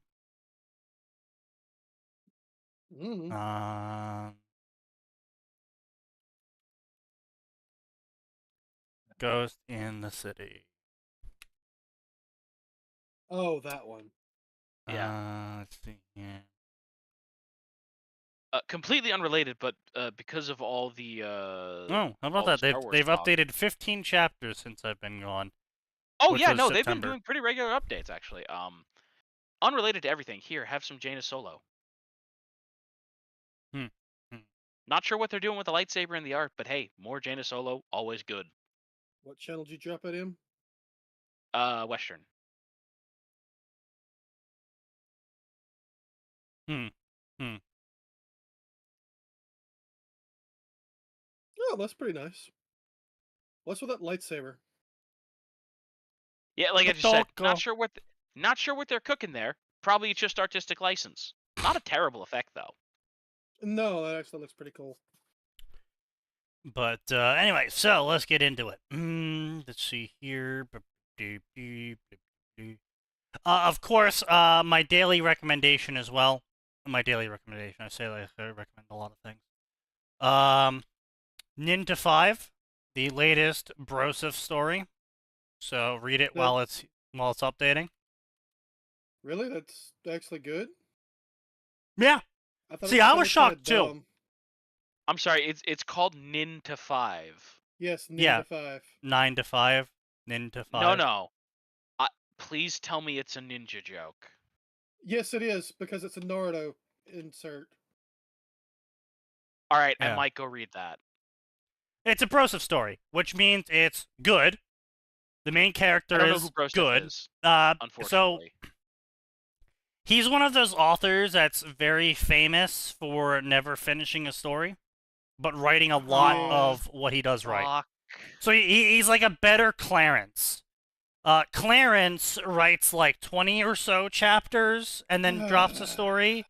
Broseph writes like 50-ish plus chapters before dropping. I was so disappointed when he 50 to 80. dropped the Bonesaw story. I mean, that was inevitable. Actually good. Yeah, it was good, but like, where was he gonna go with it? Yeah, true, but he could have at least, you know. He had his whole gender euphoria moment and moved on. Oh. Huh? All I heard was something about gender euphoria. What? So yeah, here's the thing with Clarence is Clarence writes really good stories with enjoyable main characters, but Clarence is trans and they're fanatically trans, so all of their main characters have to also be trans. Except they're trans in the way of they were a guy and then they got isekai'd, and every time they get isekai'd in every single one of his stories is they're a girl. Yeah. So gotcha. The hallelujah, I have titties. Yes. Yeah. And pretty much every story always makes it to the part where they have the gender euphoria moment, where they come to the realization that they're trans and they love being a woman, and then they stop updating it. And they move on to the next idea. Almost as though that was the point of the story. I mean, it is the part of the story. Like I said, unfortunately, they're very good at writing, but they can't fucking finish a story. Okay, don't get me wrong. There's nothing wrong with having the character come to the conclusion that, you know what, I actually like being a girl better than a guy. I'm okay with this. I didn't like it at first, but now I've come to enjoy it. I'm okay with it. No, listen. Even if No, even there's if not. you've got No. a character who is deliberately of another gender, and they go, "Woo! I'm the thing that I've always wanted to be." Sure, fine. I mean, quite literally, Or- that's like a major arc in Not in My Harem anime by Tempura Shrimp, which is a DxD story where a guy gets isekai'd into some girl that gets the sleeping sickness in canon, I think. Yeah. Girl Devil gets sleeping sickness in canon, but then wakes up with his soul inhabiting her instead. And basically, it's a story of him trying to just live, and then he realizes that he's been making ripples in the timeline, and then he's like, oh shit, I want to fix the timeline while also keeping it on the path that leads to us not all dying. Because that is the ending of DxD, is that Issei has to use boob powers to beat Trihexa, which is the apocalypse of reality. And if Issei doesn't go on the path that results in him getting the boob powers, that is the only thing that was allowing the cast to beat Trihexa, Yeah. then everyone dies. Well, no, I So have he's to like, make sure that Issei retains his horny bastard status. Yeah, so he's like, Hang ah on. shit, ah shit, ah shit. I gotta make sure this shit is back on track. I thought the whole thing was it ended with Surzex and all the other high-level devils, angels, etc., except for a select few, sealing Trihexa back up with them in the box. And they were going to beat it without Issei there. Like, Issei helped, but he was not that critical, is what I thought how that went. The only thing I know about DxD's ending stuff is stuff that I've read like summary notes about. So Okay. yeah, I have no idea. All I'm telling you is what I remembered what the author was saying in the story for his character's motivation. That might have been what was only really available at the time of the idea coming out. Yeah. I mean, it would make sense for DxD to go, oh yeah, this was totally reliant on Issei and his alternate dimension goddess titty-based powers. Sure. Honestly, even if DxD that thing. wasn't the case, it's like I would have just accepted that as a story premise. It's like that's what the author's gonna work for. Like that's the happy ending. No Yeah. more extra canon bullshit to worry about. Well, yeah, but anyway, the point being is that the main character is operating off of faulty logic, and part of one of the arcs that got completed was the main character accepting that they are now a girl. After they go through a extreme amount of trauma. I mean, again, as I said, nothing wrong with having your character come to that realization. Oh, sure. No, And you can still go, oh, but I'm just saying like it was a girls." story that did it. You know, like it actually had a completed arc of it. It's Mm. still going to this day. Like the author still occasionally updates. They don't update anywhere near as fast as they used to. But they're getting into a fairly significant bit of a OG diversion at this point, so I kind of don't blame them for slowing down on the updates. Fair. But yeah, no, Clarence has an issue where they kind of wander pretty frequently to a new idea. But the negative is that they're a good writer, so you want to read their stories. But then No. they never finish them. I've only read the one story. The others I did not like the look of. That just did not appeal to me. The voices is actually a really funny. No. It's a funny story. That entire premise, hard pass on that. I was no. It turned me off of most of his other writings specifically because of that. It sounded Really? fucking dumb. Yeah. The only reason I gave the Bonesaw story a pass was because Bonesaw. That's The fair. premise actually Of course, the sounded lolly funny. drew you in. Amazing. Yes. I'm sorry, I can't. I won't deny that. That's fair. Got baited. Lolly baited. Alright, Yes. I'm gonna be right back real quick. I gotta take a piss. You Get a little guys chocolate vamp or milk something, here and- or you can try reading the chapter more out loud for everyone to hear you. So he's just gonna leave his chocolate milk here and trust us not to fuck with it before he gets back. But what you mean the stream?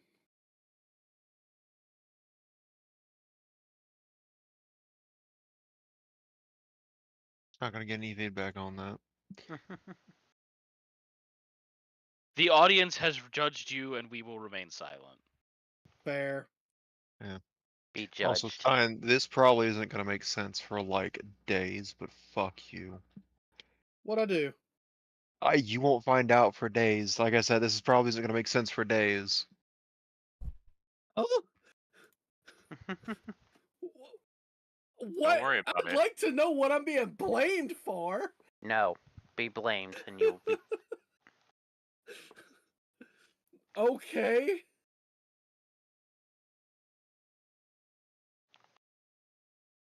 Well, don't worry. If it comes to fruition, Sneaky will be probably the first to inform you of it. Huh? Or Atin, either or. Don't worry about it. Okay. I'm very confused because I don't know what Max is doing.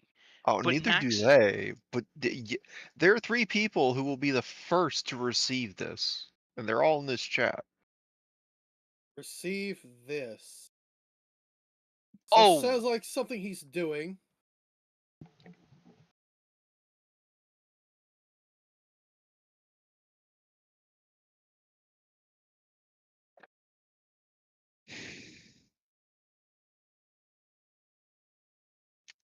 Oh, God damn it, I wish they'd stop giving me people who speak Kikongo. This is going to be fascinating.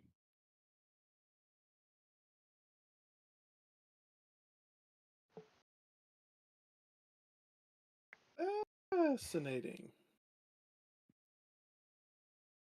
What is this thing LeMay is asking about? What? What, Miriam? What? Like nanomachine, huh?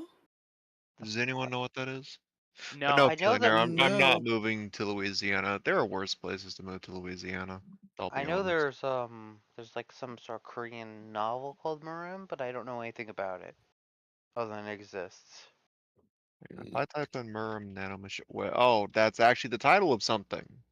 Really? Oh, is that the name of the Korean manga or whatever? Or is it recommendations? Wait, what the fuck is Murim type? What? I don't know. Nanomachine is a middling quality manhwa. So, someone clue me in then. What the fuck does Murim type mean? I don't I know. don't know. Is that LeMay. is that the manhwa version of isekai or something, or cultivation, or I what? thought that was transmigration. That's Yeah, what they called it, or they fixated on. Well, transmigration would fall under isekai because isekai is literally Oh, I just know. you I'm just saying that's another what they time. always use for the premise. That's always how Miriam they. is wuxia.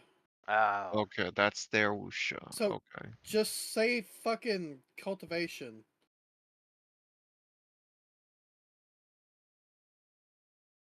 Yes, I know. There's wuxia and Zia and all these other bullshit Zias. It's cultivation. It's fucking cultivation. It's all the same principle. The only difference is the power scale you're going into. Oh, of course. Like, alright, Zia is the low scale. You're gonna fight the Grandmaster, but he can shatter mountains with a punch, but he can't shatter the world. Wuxia is, yeah, these guys sneeze and worlds blow up.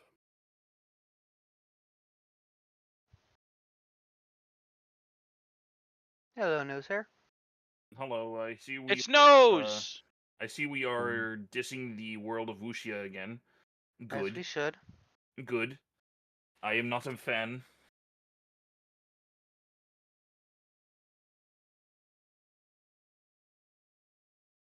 So is Sneaky just dead, or are we? He stepped away for a moment. He's dead. Oh, I see. He is. He'll be here for Good. Dota after. Don't worry. That's not what I was That's asking world. about. I mean, Max Gray is not That's all he incorrect, cared about. but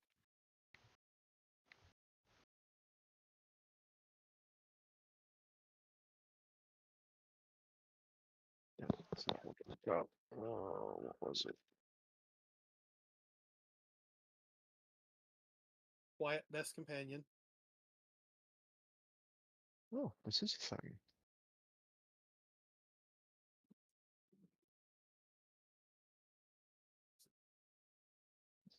Actually, is this all? Yeah, that's all. That's all correct.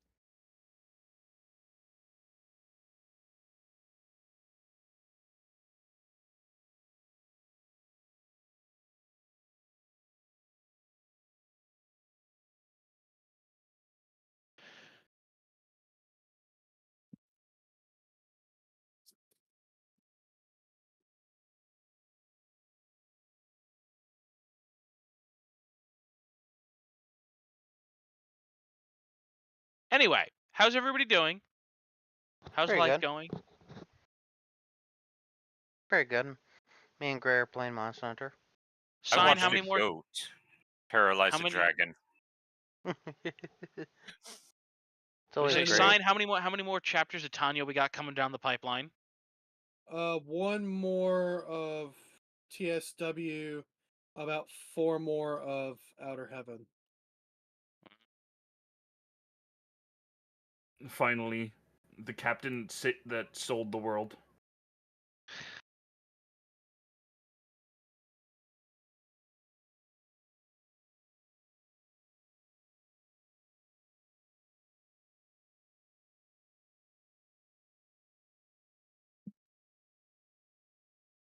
Your face to face with the man who sold the world.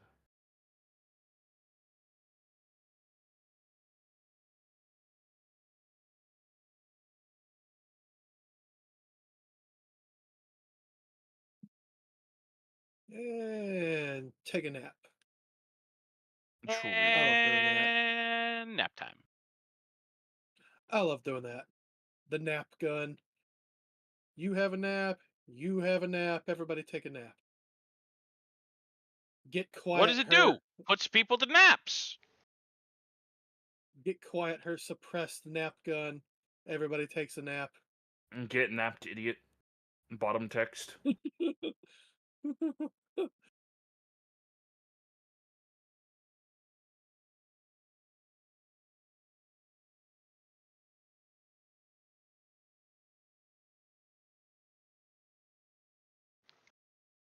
You have been napped. Oh. You are being napped. Please do not resist. Actually, please do resist. And it's a struggle snuggle. Then I switch to live rounds.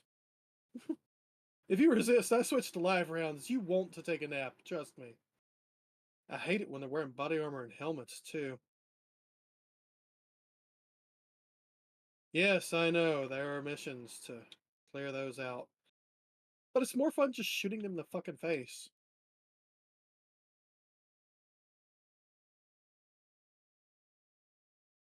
And get yeeted by a balloon. Where the fuck do you think you're going, bitch? Stay down. Oh, nope, he runs.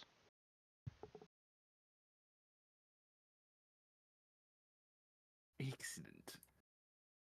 Ran out of sharp.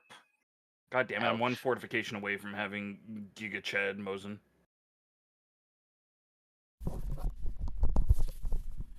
You will not have Giga Why are we Chad listening to Mosin. Duran Duran now? That was a Because meme, we were snake. vamping. Ah, memes. Yes. Max is moving It's a to Metal Gear Louisiana? meme. No. Oh. Max was saying something about I'll be.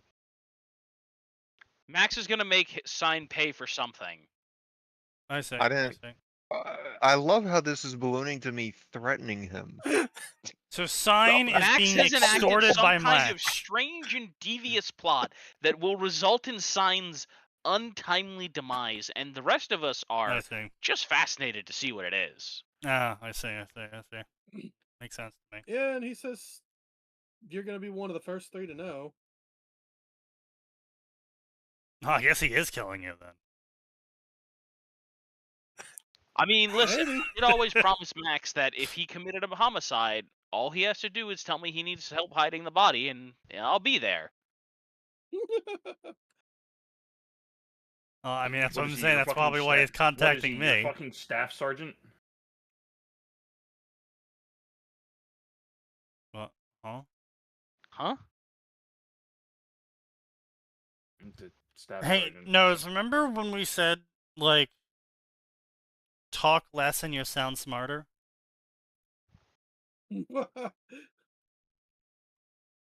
This is one of those moments.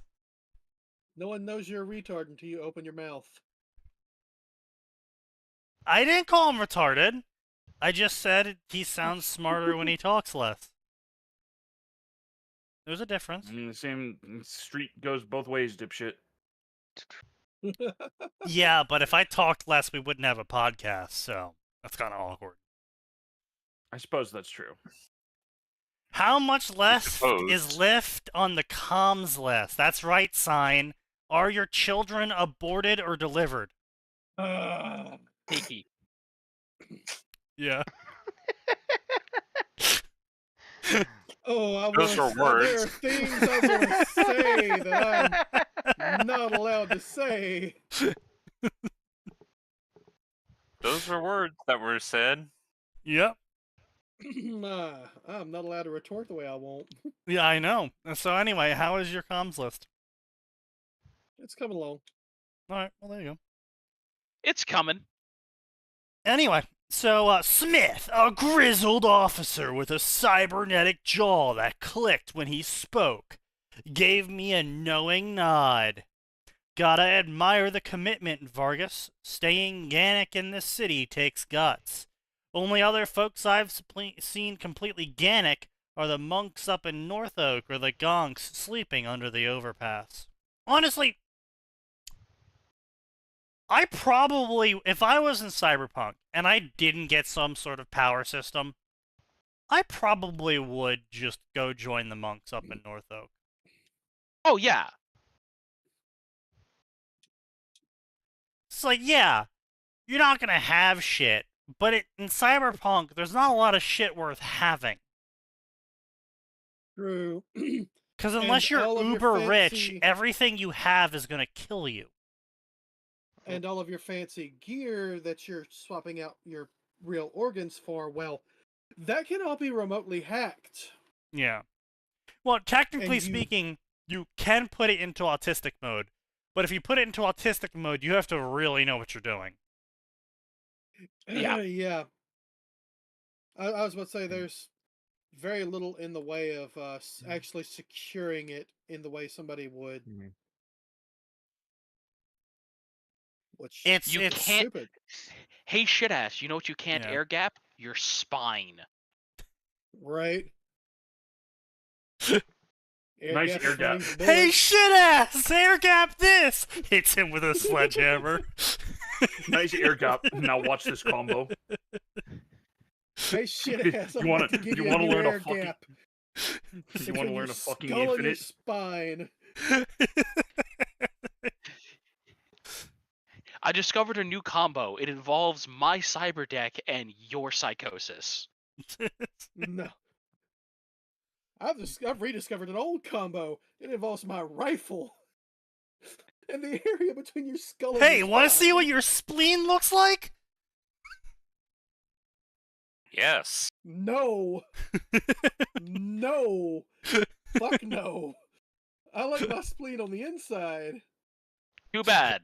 Your listen, sign. Your spleen's more of an outside than an inside spleen now. You see, I'm proactively donating your spleen to science. The science is how far can I throw it? Involuntarily, proactively donating it. Okay. Yeah, yeah. Well, I mean, that's the only kind of proactive donation of someone else's body you can do.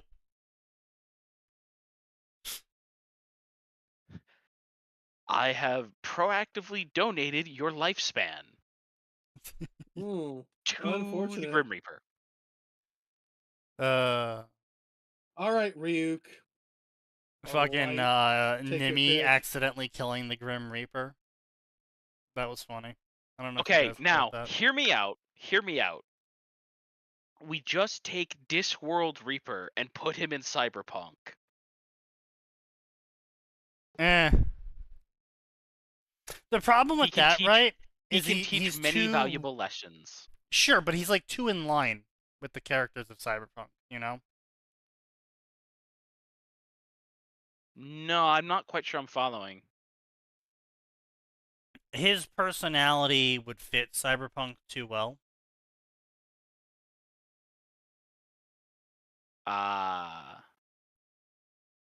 That mark is wiping us out, but if I quick hack their cyberware, we might stand a chance. Yeah. Yeah. Yeah. Akira!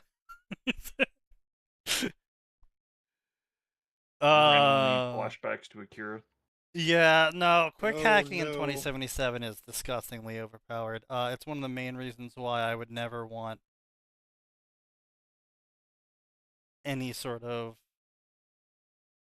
non-closed loop And cyberware. remember, it was nerfed repeatedly. Yeah. It has been nerfed over and over and over to the point they made it almost unusable. And if you know what you're doing, it's still yeah, it's still broken. Yeah. Yeah. Yeah, no, it was crazy. I remember some of the early builds with like Contagion and shit being like the Contagion. If you built it right, the Contagion would carry the burnout and short circuit quick hacks to everyone in the area. And blind. Yeah, oh my god, it was ridiculous. And basically all the shit. It was crazy. But yeah, no, it's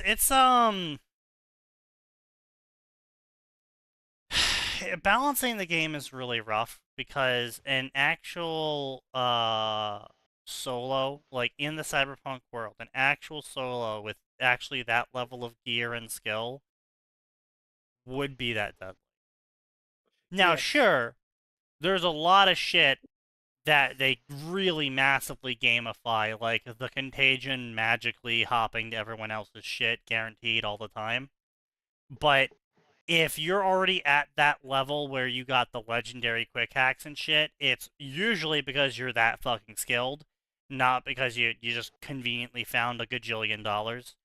Well, with the quick hacks, you can also make your own. But that's what I'm saying, is that if you're at the level of skill required to make a legendary quick hack that works sort of like the games does, then you're already at a level of skill where you're pulling off crazy, stupid shit anyway, you know, as seen in Ghost in the City. You're like, what's her fucking name? The one from the DLC, the AI. A Songbird? Yeah, her when she was human. Or yeah, the human she's based off of. Yeah, no, you're doing crazy shit, right? And man, I really love Ghost in the City. Ghost in the City is like the only cyberpunk story that's even touched remotely upon cyberpsychosis in any real meaningful way. To be fair, cyberpsychosis is something that's kind of hard to fit into gameplay in some places, but I think they could have definitely done it better. I mean, also, sure. Good.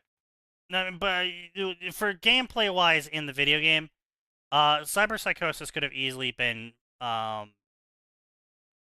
handled with. I believe they did end up eventually putting it into the game with a bar, a psychosis bar, that limited how much tech you could put into yourself before you went over the limit and you started like taking bonus damage and shit. Well, no, because I mean, this you just have to go down the cyberware route and then ignore that. No, I'm aware it's easily mitigated, but I mean they did try, and like you know, Shadowpunk. No, not Shadowpunk. Is it? No, it's not Shadowpunk. Shout out the Shadowpunk. Fucking hell. No, is it Shadowpunk? Wait. I'm having a moment. Hold on. Oh. Oh my god, now you put the wrong name in my brain, and I know. I'm sorry. Hang on. Shadowrun. Shadowrun. Shadowrun. Shadowrun does it better because it's not so much giving the player a negative on the humanity scale, it's giving the player a negative in their ability to access magic. I mean, it still does give them a negative on the humanity. Defend against. Yes, and the ability to defend against, which kind of recontextualizes the player's interaction in the game with the cyberware. So there's that's a positive. But that's sort of like how it is in trying to talk about these philosophical things in a game sense is really hard because you have to balance around it being a game. And so if it's a mechanic that's easily overcome, then the player doesn't care much about it. But if it's a mechanic that's not easy to overcome, then the player is going to get really irritated by it. Well, see, the thing in Cyberpunk was originally your character was supposed to be immune to cyberpsychosis. No. Specifically because of the chip. No. Yeah. That was just a fan theory. Nope. No, that was just a fan theory. Yeah. That was just it was just something that they were supposed to. The developers gave an interview. Yeah, the developers gave an interview, and they straight up said that in the initial release of Cyberpunk, they didn't include a humanity score because they didn't know how to include it in the game in a way that was fun and fulfilling to interact with. Because here's the problem, right? When you are playing a video game, the one thing that every video game player hates the most is when their character is taken control of and something happens out of their control. Yup, every fucking time. And the problem with cyberpsychosis is that's literally what cyberpsychosis is.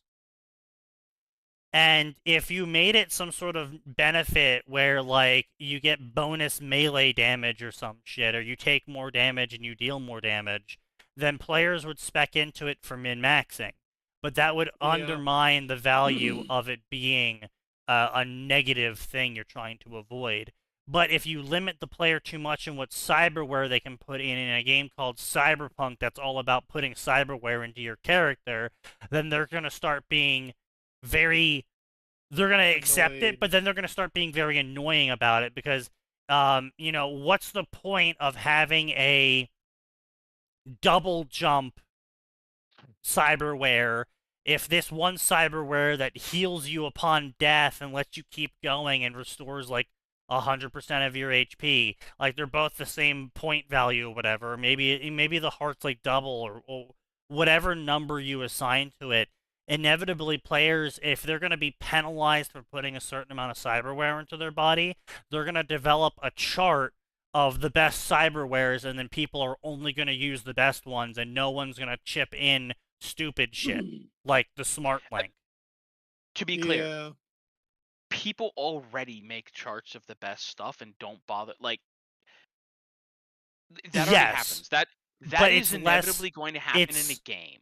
It's obviously inevitably going to happen, but I'm more talking about to the normies. So a normie is going to turn the game on, see that they're not penalized for putting cyberware in. They're going to find all the best stuff, not looking on. I'm going to say a majority of them. So we actually have stats on this. Only 33% of people that actually interact with the game actively look online for stuff about the game, whether that's guides, videos, more lore, etc. Right?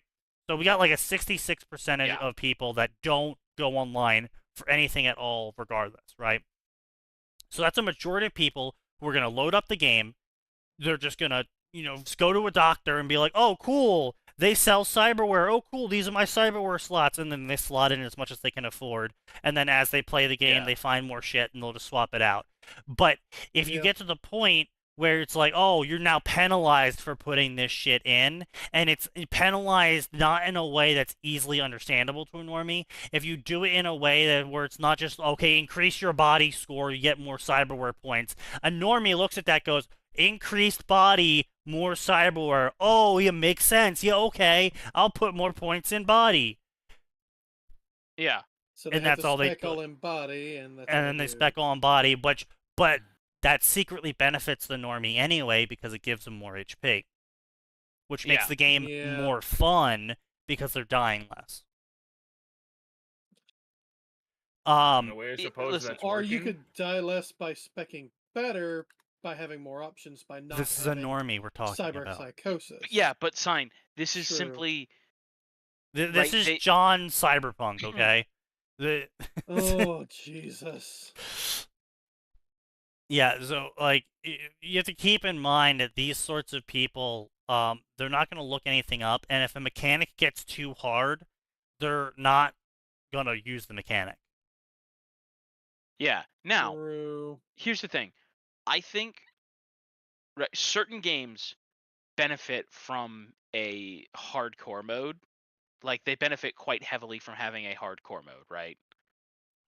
Sure. Fallout, the Fallout games benefit heavily from having a hardcore mode because the whole point is the apocalypse and everything is terrible. Sure, if you Also have a guns. choice to turn it off and on. Yeah, that's why I said mode. I specifically said Yes. mode. It's an right? It's An a option, mode or a yes. difficulty toggle or whatever.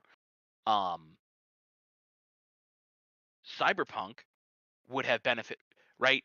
Cyberpunk would have benefited massively from we've returned all enemy health to normal.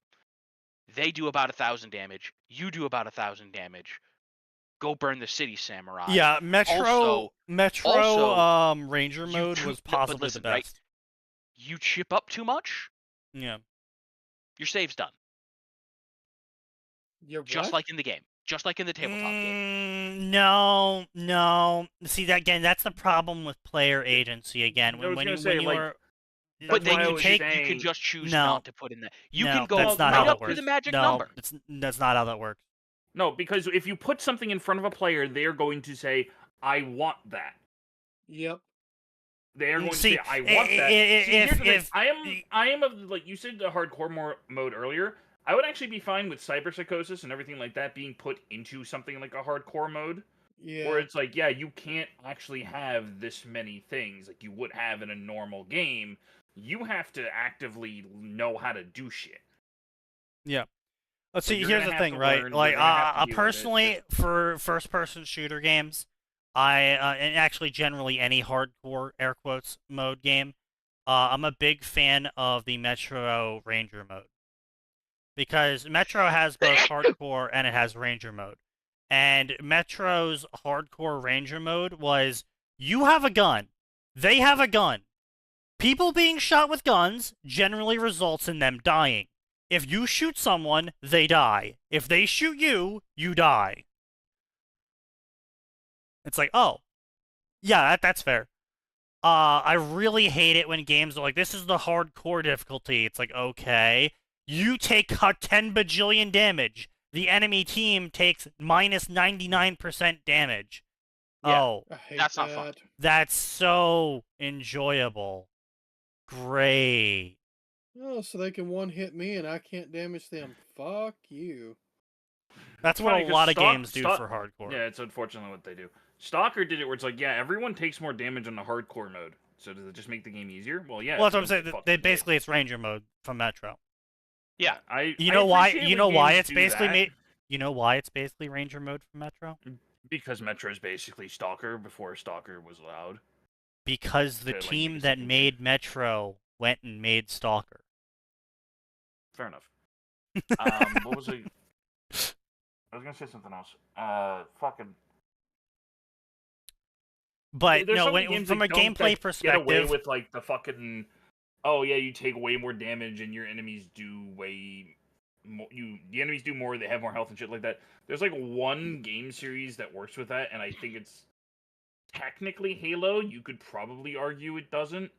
And the Halo game only works in the idea that you make the enemies visibly distinct, where it's like, oh yeah, this guy is in full gold encased armor, which means he's the super special fleet commander spec ops Giga Chad, and that's why Yeah. his shields are god. Well, Well, and I that's was the other gonna thing, right? say, Because like, the other thing that Halo does is it does increase enemy health, but like you have a so many grunt still. instant kill options. I would as say well. a grunt still dies very easily. A jackal still dies very easily, right? The thing that makes an elite tanky on legendary mode is not the amount of health the elite has. It's the amount of health his shield. Oh.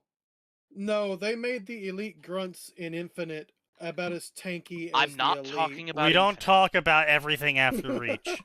No. Okay, listen. No, even 4.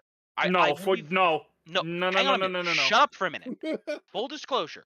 I have not played 5. I have not played Infinite. So my experience extends to 4 and everything through there. They did make them somewhat tankier in 4, but even still, a grunt doesn't take an assault rifle clip to kill. Half a clip, maybe, but fine. You should be shooting him in the head any fucking way. The thing that makes enemies truly tanky and legendary is the shields that stop you from headshotting them. And if you really, really hate that, there's a really easy way to get around it, and it's called Sniper pick up a rifle. plasma pistol and any precision weapon. Well, yeah, in Infinite, they decided, you know what? Fuck you. The grunts, the elite grunts, they now have like a 11 billion shield HP. So you're gonna need to shoot them with something explosive and big if you want to kill them. Which is dumb, because grunts should not take more than any amount of bullets. That is the point. They overwhelm you with numbers. Yeah. Oh, well, if they also have numbers on top of all the shields, then you're super fucked. Which they do. There's one specific cluster of these little fuckers you have to hunt down, and they are carrying advanced weapons, they've got super shields, it's just completely fucking retarded. Yes. Anyway, point being is that in Cyberpunk, the reason why they don't have any of the humanity score really impacting your gameplay is if you make it some sort of damage boost to both sides, then players are going to min-max for it. If you make it some sort of massive debuff on you, players are going to complain and either not interact with the system or they're going to min-max it again, except they're going to be toxic about the min-maxing. More toxic about the min-maxing. And then, let's say, yeah, because like the problem is is if you don't let the players do everything with everything, then they're still going to complain. Obviously, they're always going to complain. But if you make it so it's like, oh, you can only equip like 3 or 4 really good cyberwares of the 16 slots you give them, and then you make like 12 good cyberwares, you're going to have a shit ton of people showing up in the comments, showing up on Twitter, in the forums, just fucking shitting all over the game, shitting on the devs, complaining to the devs, spamming the devs, just being like, oh, each person's gonna find their favorite 4 and then be a fucking fanatical dickwagon about it, right? Yep. And yes, that already happens when they can do everything with everything, but most people then just tell them to fuck off because it doesn't matter, because you can do everything with everything. Fuck off. Yeah. But when you make it an actual build, when you force a build upon the player, then they become fanatical about their build being the correct choice because they spent 80 hours on it. Yeah. Yep. Pokemon Run and Bun is the crystallization of why I will never play competitive Pokemon. The fuck is Run and Bun? Run and Bun is a Pokemon Emerald game where they put the Pokemon from the 9 generations into Emerald, and it's Nuzlocke rules with hardcore rules on top of that. And you have to fight 360-something fights in a row using your Nuzlocke rules team. And every single trainer that you have to fight on this entire run is a competitively composed trainer by a guy who's won Pokemon tournaments IRL. That sounds like an unfun experience. Fuck that. Yes, And it's I played the incredibly Darkest unfun. Dungeon willingly. It's so unfun that people who are famous for beating Pokemon games have to spend hours on the first fights constructing how to do the fight to win, and then it can move in on the later fights. Some people took months of planning for the fight. So, no. On some of that. So the first couple of fights, you don't have to spend that. You're able to continually do it. Well, the rather first couple well. fights are tutorial fights, effectively. Yes. Yeah. I'm talking about the Like, non-tutorial fights.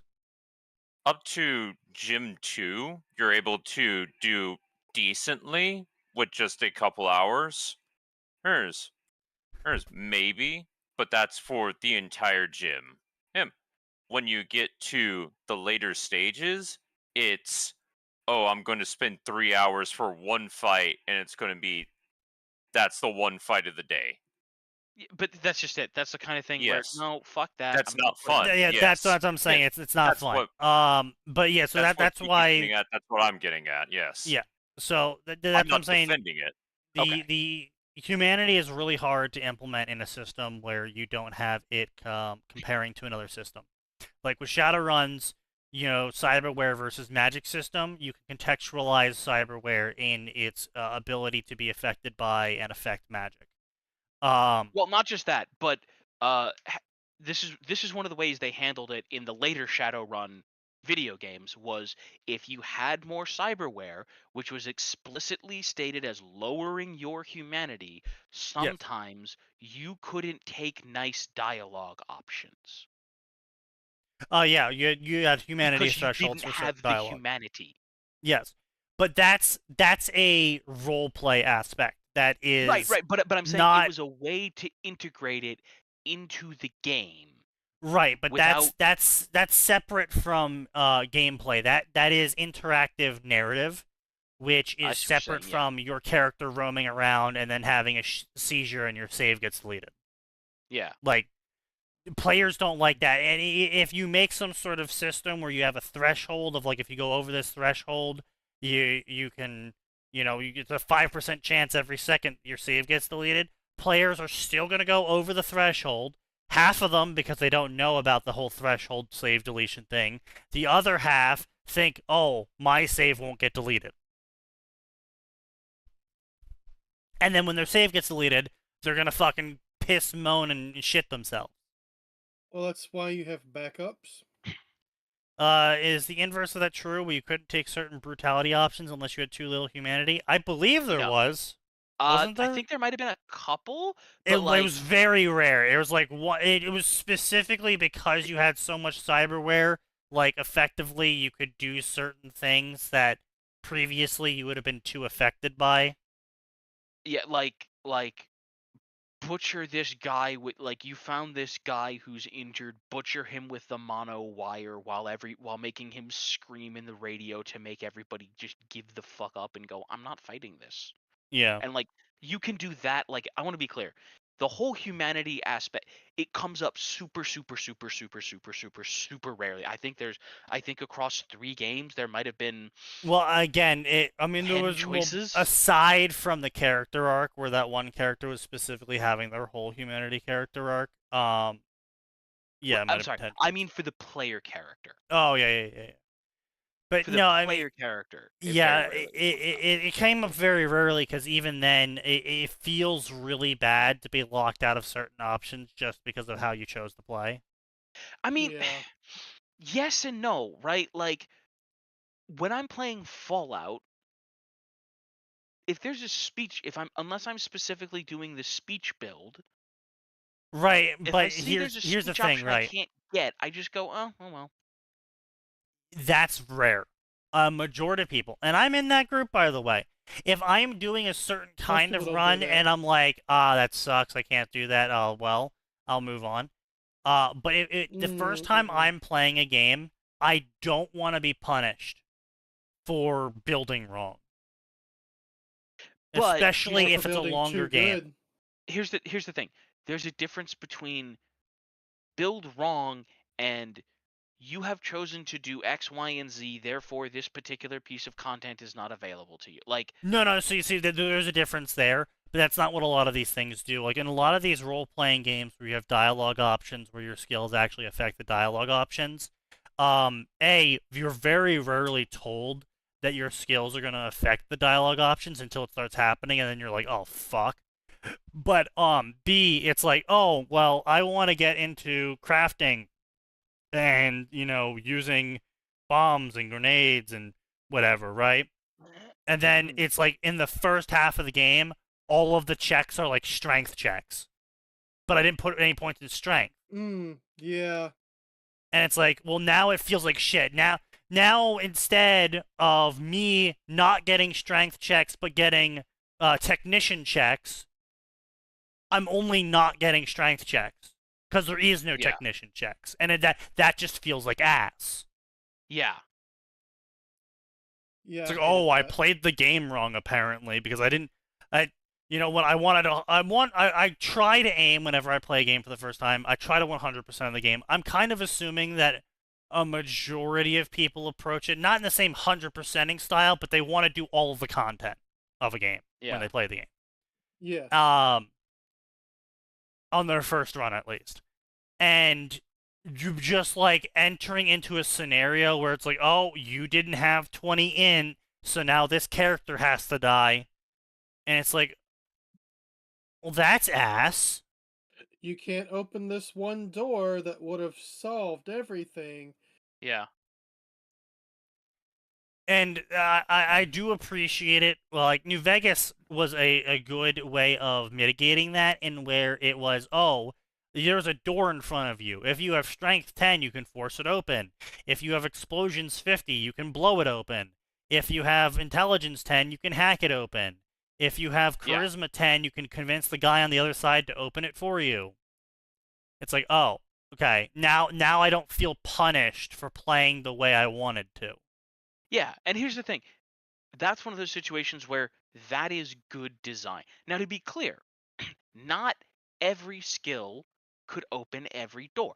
Right, Or, sure. right, to be clear, not every skill could open every door. That's a good metaphor. It's always a door. And that's totally fine, because New Vegas still gives you plenty. Like, for instance, if you show up to the strip with, I don't remember if it's having a high enough science or high enough int, you get to skip.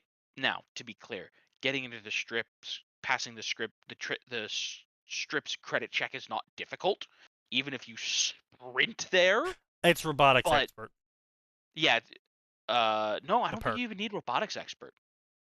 Robotics I think you expert can take you can take I know like there's a couple one of for quests outside of robotics town expert, for like gathering debts. You can just grab that it's intelligence. I believe the checks are intelligence and robotics expert. Robotics expert for reprogramming the robot. Intelligence for knowing how to logic puzzle it.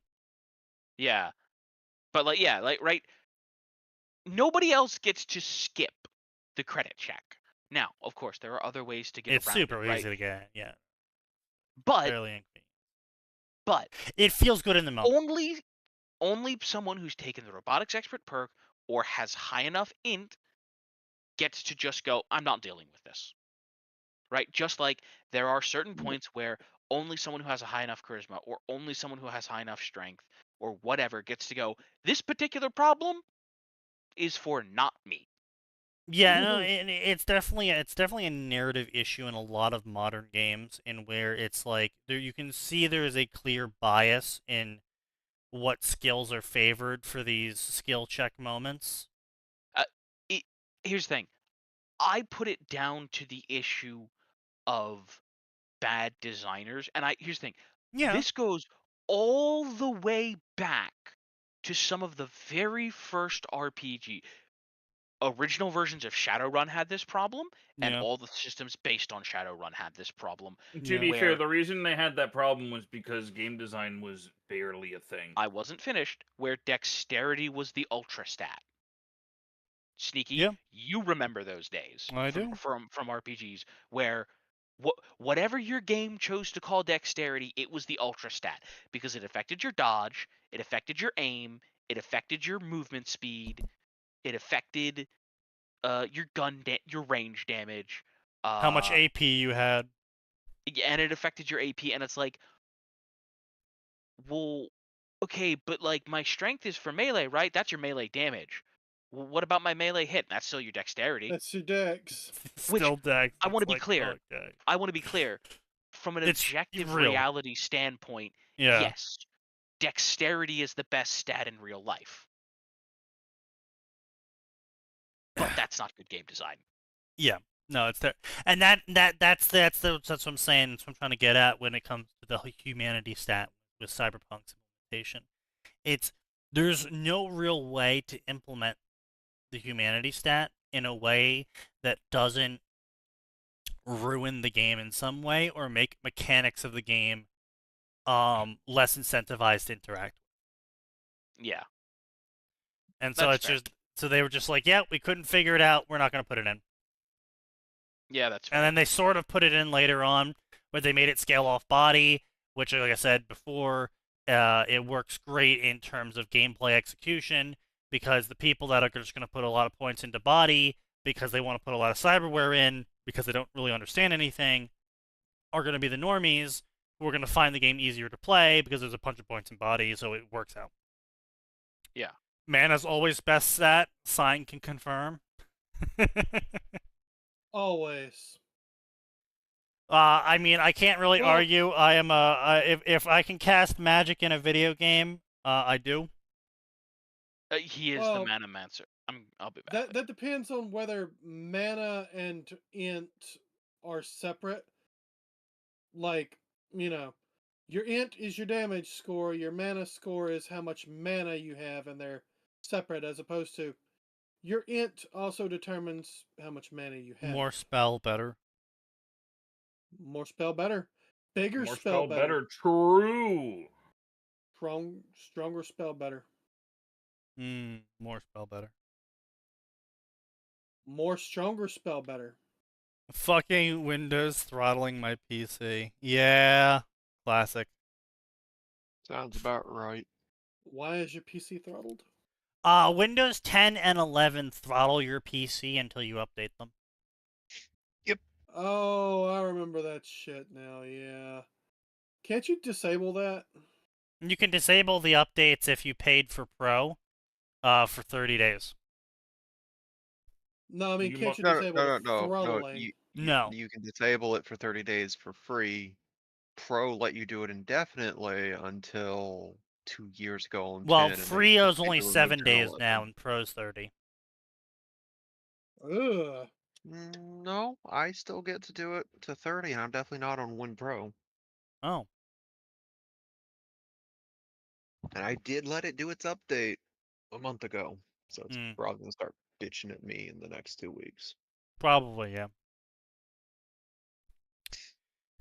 But yeah. So anyway, Cyberpunk. I wouldn't be so hesitant if it just stopped breaking shit. Exactly, right? That's the thing, right? And we wouldn't have this issue with the updates if the updates didn't break everything. Right.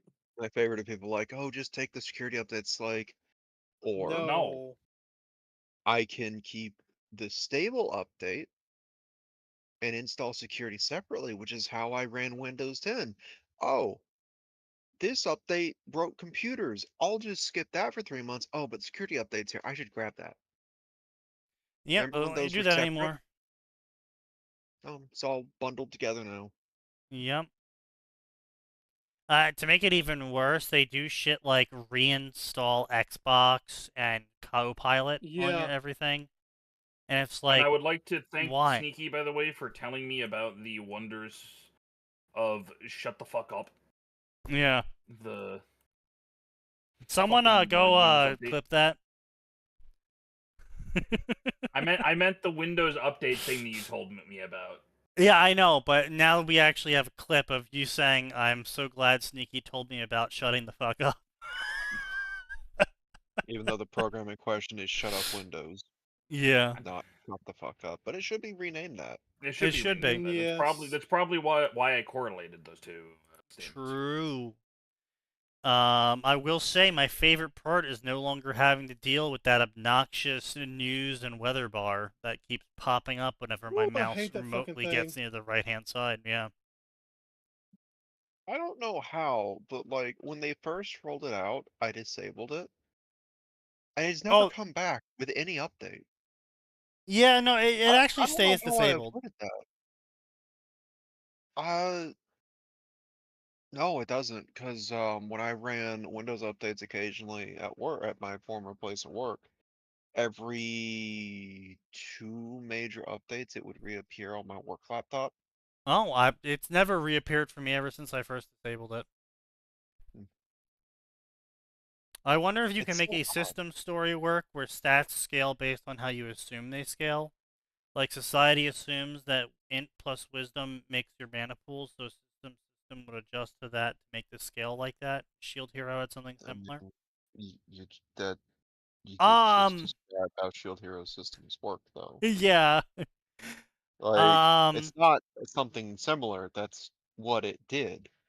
I think the system works like this because it's what I'm used to. Therefore, that's how the system works Yeah, for me. that's how that works for those I people. will say that to prevent a Shield Hero moment, it would have to be set in stone after that. Like its initialization, for lack of a better word, would be like reading your mind and then like creating the system for you that you're most familiar with.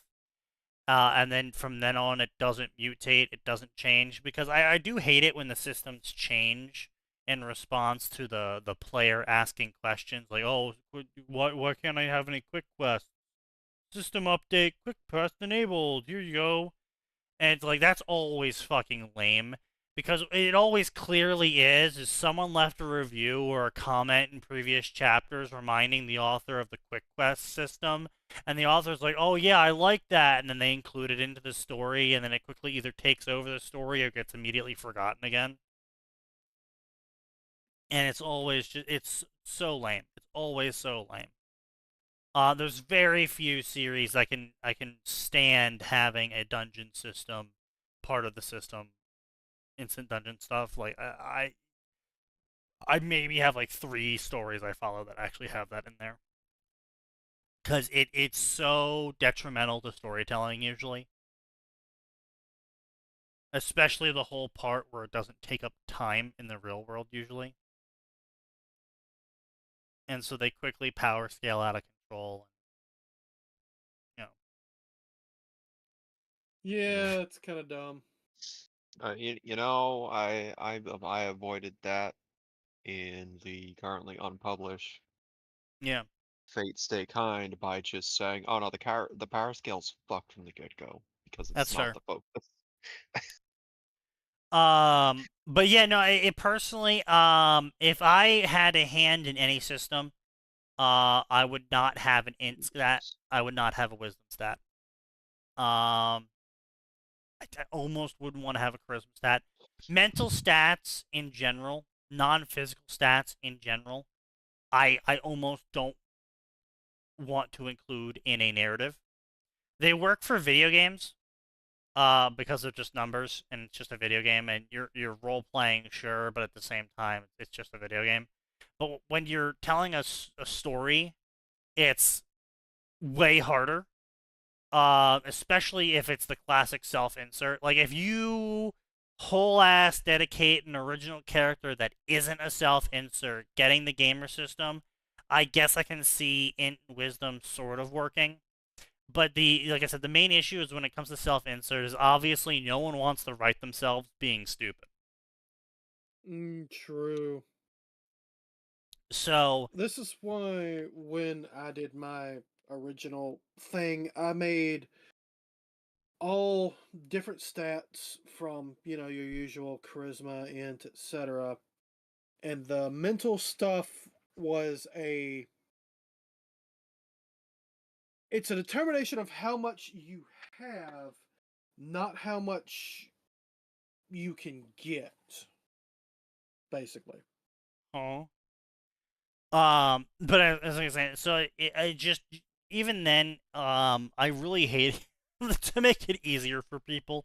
Uh, I don't like int wisdom because watching non-intelligent people try and write what they think an intelligent person would do It's is like watching magic. painful.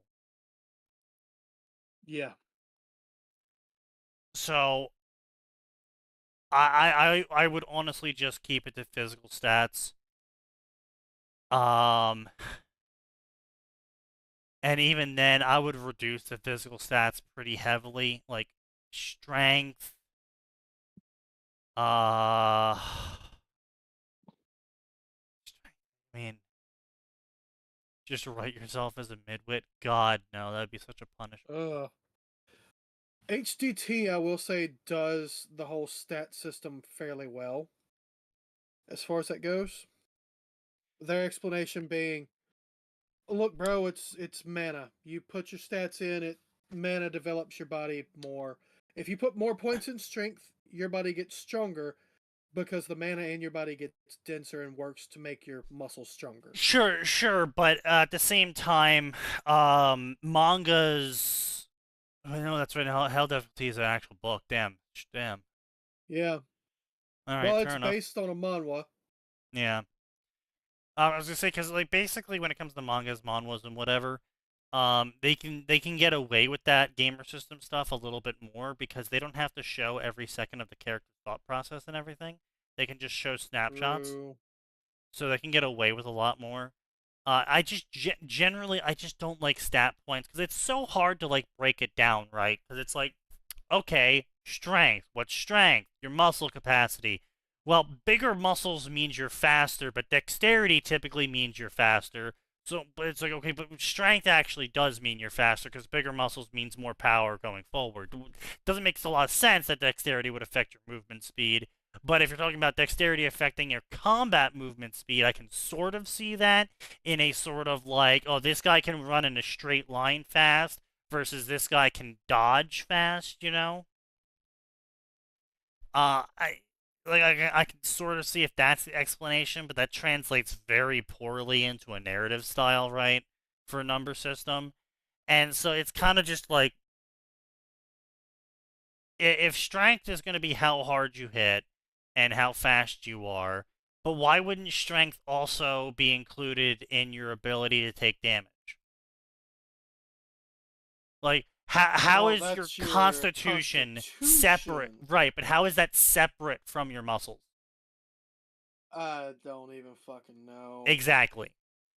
You doing it in a mana style, like you said, where it's an abstract number that is representation of how much mana you're pouring into yourself in a magical manner to reinforce the concept of constitution on yourself, or the concept sources of that strength. I made it the fuck up.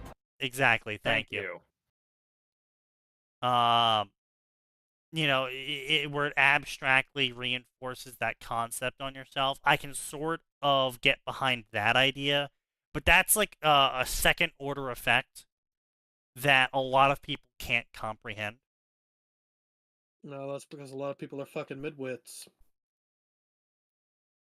It could be like how people grow up, like with the Gold Compass series, kids can adjust fast, teens are set in stone with small adjustments, and adults don't change unless there's a revelation. Maybe. Gamer NC's unique quirks they can rapidly change on the fly because people adjust to different games with their own rules. I feel like that'd be way too complicated to involve in a narrative. Like, I could sort of see it in a game, like a literal game, where you can, like, basically change styles, where you can swap out gamer systems, like a loadout style. You know, JRPG sort of style. Yeah. But that I can sort of see that. That'd be kind of, you know, Persona style, I guess you could say, where basically you're swapping out a loadout and it like changes how the game operates. That'd be kind of cool. I know a game did that at one point where it had a sci-fi future, a medieval past, and then like a modern game middle. Where like the past version of the game played like a, you know, Final Fantasy 2. The future version played like oh fucking hell was it? It played like it was a top down, obviously still, but it played a lot more like Stardew Valley, I guess is the best one. And then the middle one played a lot like Zelda Link to the Past. And like it was sort of cool, it was sort of interesting, like in modern day putting blocks in front of people would be like either a just a pathway that can't be beat, or like like and you like have to find like an item in the old days to then bring to the modern day to break the block, or basically you had to interact with the tropes that were around at the time of those games to progress through the game to unlock various areas by knowing the tropes of the games. And it was kind of So cool. it's a jumping puzzle. I mean, yeah, but it was top-down adventure RPG. Zelda style, Link to the Past style. I give HDD props because they have like 4 broad stats and then specializations within them. Like durability is a stat, then the durability has resistance and regen. Yeah, see, that's the thing, right? It's like you would almost have to go with a system that has very broad categories. I know we did for the idea we had to make a board game TTRPG. We had 3 general stats where each general stat was melee affecting, range affecting, and then magic affecting. And then from there was specializations inside those major stats, which sort of let you organize yourself a little bit better in terms of what you were good at and what you were bad at, to make it cleaner. You have to do a similar thing for a narrative, a written narrative, in where like you basically just have a body stat, and the body stat kind of represents everything. Your dexterity, your strength, everything. It'd be complex. It'd be really hard. This is why I say numbers in narratives suck. They're generally not fun when you are writing a story versus playing a story, because when you're writing a story, you kind of have to account for everything. Like when you're playing Fallout New Vegas, your brain in the general player isn't really thinking a lot about, oh, I have strength 10, shouldn't I be moving faster? Because you're moving at a speed already, and it's like your brain basically just interprets that as a speed and doesn't really connect the number of your body stats to how fast you're moving, because you're moving, so that's how fast you move, and so you don't really question it. But if it's in a narrative, you basically kind of have to describe how fast they're moving, and then because you're describing how fast they're moving, now you have to describe how those body stats affect how fast you're moving, because obviously the body stats affect how fast you're moving. Unless they specifically, exclusively don't affect how fast you're moving, and then you have to point that out to the audience as well. So it's a big issue when it comes to narrative versus video games. It's a lot why solo leveling did not focus on the numbers and did well because of it. Yeah, exactly. It just. I was gonna say the solo leveling, the numbers are just kind of a background thing. Yeah. In some ways. And that's what it ultimately has to be at the end of the day whenever you do a gamer system within narratives, is if you try and focus on the numbers aspect, like, what does 40 int mean? It just means he has more mana, he can summon more shit. Like, it barely matters. The numbers don't even matter. Yeah, but see, we're on everybody's favorite. But this is what I'm saying, though, right? If you have a system where int, the only purpose of int is to give you mana, why not just call the stat mana?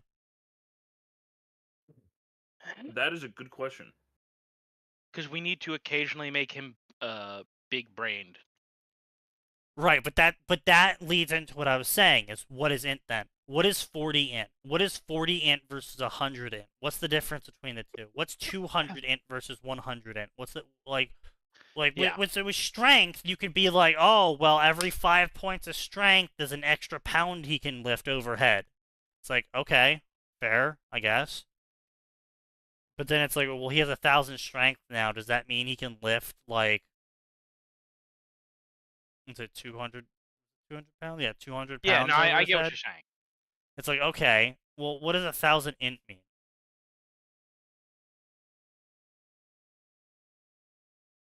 And the other problem of qualifying those is obviously your character has to start with low numbers, because then if you don't start with low numbers, then you already have high numbers. You're gonna either have two groups of people. You have people who are turning off your story because you already have high numbers. That's lame. And the second group of people who are complaining that your high numbers make you a Mary Sue. But if 2,000 in is like chess grandmaster, that means starting the story with 10 in, you should be a drooling fucking retard. Yeah. You're so and so then it's like, but I don't want to write a drooling fucking retard. How is a drooling fucking retard gonna reach the point where they can actually start increasing their rent? They can't effectively. It's like, okay, well that's not fun. And no one wants to read a drooling fucking retard because everyone's gonna complain about the drooling fucking retard making drooling fucking retard decisions. And it's like, okay, well, then my character has to have a higher number, and then everyone complains about the character having a higher number. So it's really hard. And then strength is basically the only one you can actually quantify. Constitution kind of slides by secretly because you have the health point number, but what the fuck is a health point? Because now you have to quantify all the damage, and now that adds extra layers of complication to everything as well. Because now a sword hits you for, I don't know, 55 damage because the sword's base damage is 10 plus 5 damage per point of strength or over the required maximum or something like that. Like, now you have to start coming up with shit, and it's like, okay, well, now this fireball, which sounded cool doing 50 damage, now it's not scaling properly because everyone has 20,000 HP. But then if I make the fireball scale with int, now you're just pouring all your points into int, and now you don't have enough HP, and now you're dying to people touching you. And it's like, okay, this is getting too complicated. It's getting too hard. That's the difference between writing something narratively and a video game. Yeah. And, sure, not everyone's going to listen to me and my rules of writing, obviously. And you're going to have plenty of stories out there that are going to succeed by totally half-assing the narrative, by totally half-assing the gamer system. Shield Hero. And they're going to succeed just fine. And it's like, but that doesn't prove me wrong. That just proves my point in that the gamer system is an active negative to the narrative. It's like, oh, I half-assed the gamer system, I did fine. It's like, yeah, that's my fucking point!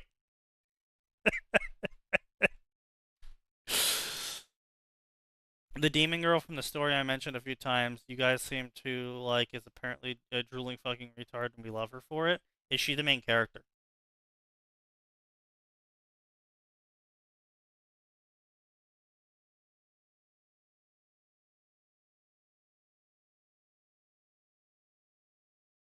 That's the key part. Is she the main character? If she's not the main character, she gets to be a drooling fucking retard and we get to love her for it. People don't like the main character being a drooling fucking retard. She is the main character. What story is this? Yeah. Story I've mentioned a few times and you guys seem to like.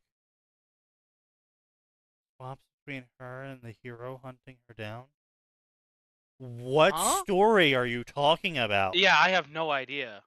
Bro, are you hallucinating?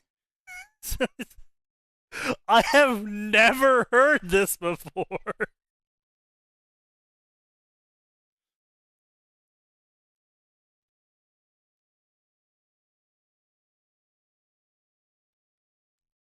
The hero should have known better? Okay, But that's okay. But that story is quite literally about the MC being a drooling fucking retard. That is completely different. What you can take a lot of ideas that are bad narratively, and if you make them the focus of the story, then it's fine because it's the focus of the story. The problem typically is that they aren't the focus of the story, so they're an active detriment to the story. Like if the story was instead about the main character being awesome and cool and he's going to go take on the world and be a hero and save everyone, except he's a drooling fucking retard the entire time, a majority of the player base or the reader base is going to just hate the character because you're being told he's cool, but you're seeing him be stupid. Less is more. Yeah, it does feed my point. Half-assing is actually a smart play. Very true. Yeah. And like I've said, you don't need to go into the autistic detail I'm going into 90% of the time. To be clear, a well-written book has about 4 books worth of material that readers are never gonna see. Yeah. And, right? Well, a good book in terms of its ability to continue. Because if you just write a singular book, like that's the only book of that series you're ever going to publish, it doesn't really matter how much material you have in the background if you half-ass the whole thing and it works. But if you were going to try and make like a multi-book series out of a story idea, it is important that you have those 4 extra books of content that'll never be published, because that's the stuff that'll keep your story coherent and people reading it. You can half-ass it all you want, but if you want to make it something that has legs that make it keep going, you do need to keep notes, and even if you're not explaining stuff to everyone else, you need to be able to explain it to yourself, not just to keep the world coherent, but to remind you how shit works, so you don't later on have something occur and then people are like, excuse me. As an example, right, you've got A Song of Ice and Fire. There's a shitload of stuff for A Song of Ice and Fire that we, the readers, will never, ever see. Very true. Because he has all this stuff to make the world consistent. The same goes for Brandon Sanderson and Jim Butcher and etc., etc., etc. They have nearly a book's worth of stuff that you're never, ever, ever gonna see. Right? Maybe, but if book 1 and 2 flops, that kills basically all the readers of the series. Yeah, but that's why you make all of the content. That's what I'm saying though. Is that's why you have all of the extra content you don't put into the book, and it comes out of a sort of half-assy less way. Because that lets you build a superstructure to the series. And if you're going to try and make a series out of it, you do have to think in the long term. You can't just, like, sit there and be like... Because I have seen more things fail when the author puts out an original story, or just, like, a one chapter of a fanfic even. Well, they put it out, and it explodes in popularity. They didn't think it was going to be as popular as it was. They had no idea people were going to like this story as much as they did. Except they didn't take notes. They didn't have a superstructure. They didn't really know where they were going with it. So they have one good book. And then they try and scramble to create the, attachments, second book, third book, etc., and the series just kind of collapses in on itself because the author had no idea where they were going, and they're basically rediscovering their own story as they're trying to write the second and third book, and you can tell, everyone can tell, and it was just terrible.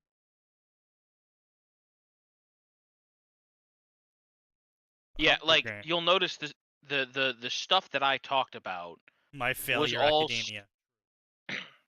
I mean, yeah, right. But if you'll notice, the stuff that I'm talking about is stuff, right? Lord of the Rings, Song of Ice and Fire, all the Sanderson stuff, all the Jim Butcher stuff, right? All the great fantasy authors or science fiction authors who wrote these long running franchises, they're the ones who need to have that, because you need to have a world, you need to be able to reference it, and it needs to be internally consistent for your fans. Beastar's first arc. I mean, I don't know if you can use Beastars as an example for anything.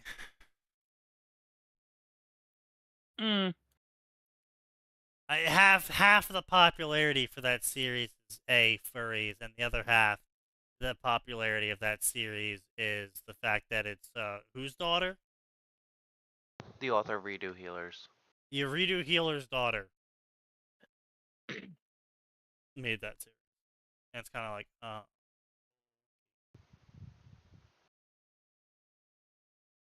weird.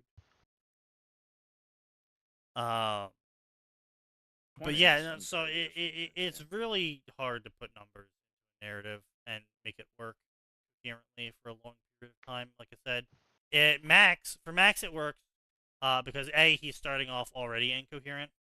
I thought it was Baki. Yes, it was Baki. Yep, Baki. Yep. I was thinking of really disturbing manga, so I just accepted Redo of Healer, but then Baki.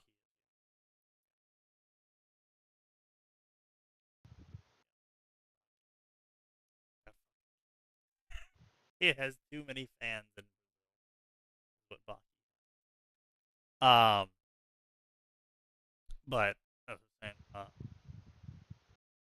it's really hard to put for a coherent story. Max kind of gets away with it with Fate Stay Kind because he starts off incoherent and doesn't really pay much attention to the power scaling of the story, and it's not supposed to go on past the Grail War. It's occurring. Like Bro is ends. roboting. There's no second story. Am I roboting? I don't think I'm roboting. I think I'm only roboting. You're on not Discord. roboting to me. You kind I of cut think out Discord for a isn't moment, picking but up then your voice now you're for some better. moment.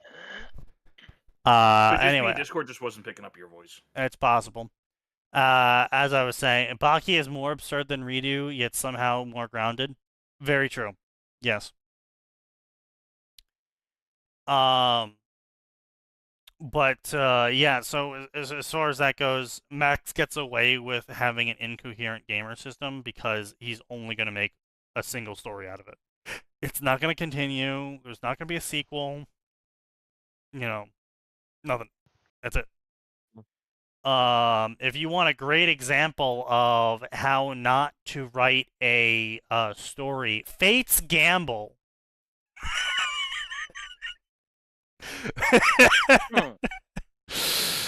Bringing out an old classic. No, Fate's Gamble is terrible. Oh boy.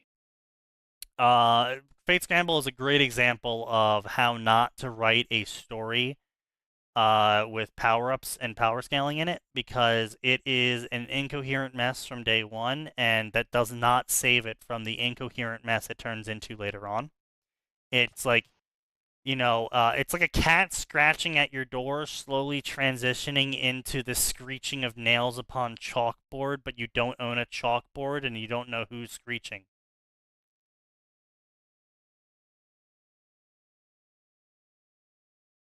So yeah, oh god. God fuck it, I knew he was gonna say that.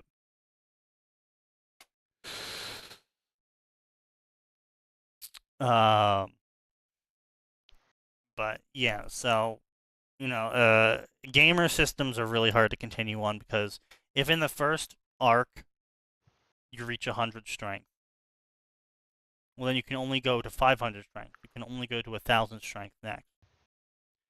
What is 1,000 strength? Does that mean punching mountains? If you make the scaling too significant, 10,000 strength lets you punch mountains. then 10 strength barely lets you lift up a pencil. And that feels bad narrative, right? Unless you rapidly gain strength points, which kind of undermines the whole payoff for the reader of watching the character gain points. As if there is nothing greater at undermining that than the character gaining points constantly or in massive amounts. Like, oh, +4 strength, +4 strength, +4 strength, +4 strength. It's okay. Then what's the point of having strength at 1,000 if they gain 4 strength every time they do something? You know. So it's a very difficult position, and the easiest position to take is just not do it. If you want a gamer system, add skills, abilities, perks, make it based off of rewards, based off of achievements. But don't put numbers in it. Because that's just that's either you're gonna have to avoid the numbers, or it's gonna consume the story. And at that point, both result in the question, why did you put numbers in then? So, anyway, let's see if we can get to the end of this chapter. No, that's a very long bar. I don't think we're getting anywhere near the end of this chapter. Let's try and get the end of this scene. Oh boy. What do we do if the scene is the chapter? I really, really hope it isn't. By the way, did you link this story? I did.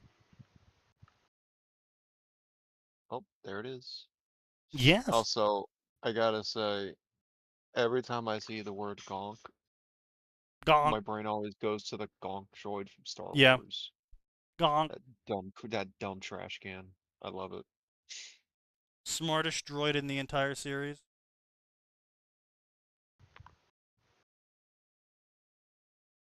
He doesn't let anyone know he can speak English. Just do levels. Even levels are kind of really sketchy. Because then you have to sort shit by experience.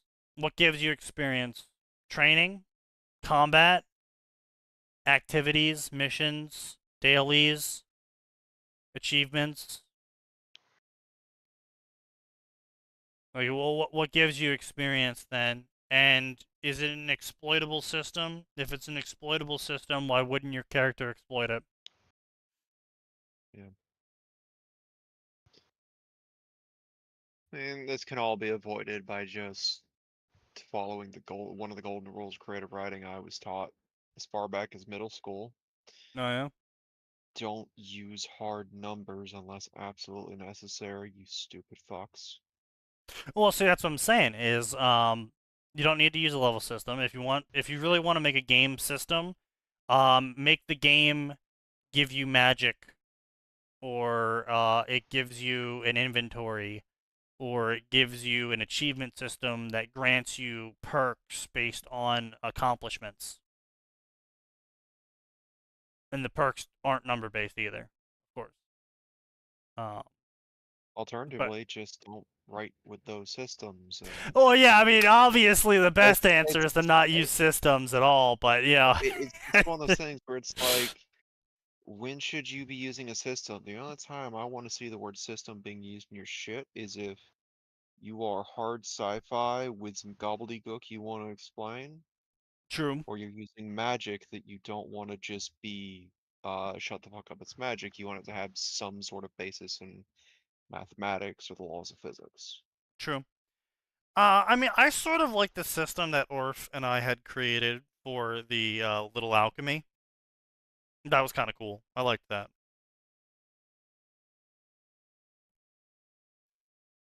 Where basically the character was Invoker, and they combined elements in their base form into combos, which then they could release as spells.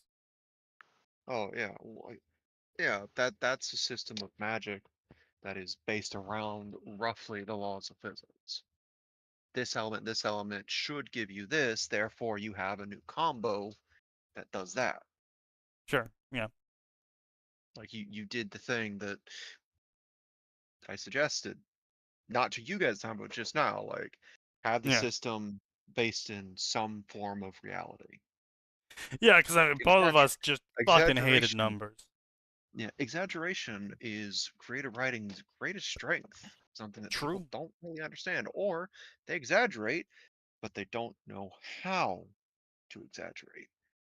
I mean, also, speculation is also another great tool of creative writing, where you explain just enough of something that makes people think about it, instead of trying to min-max it.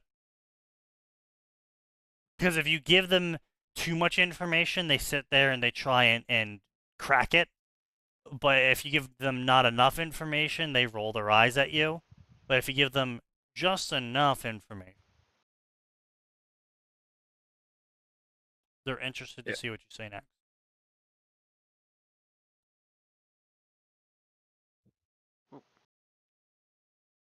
But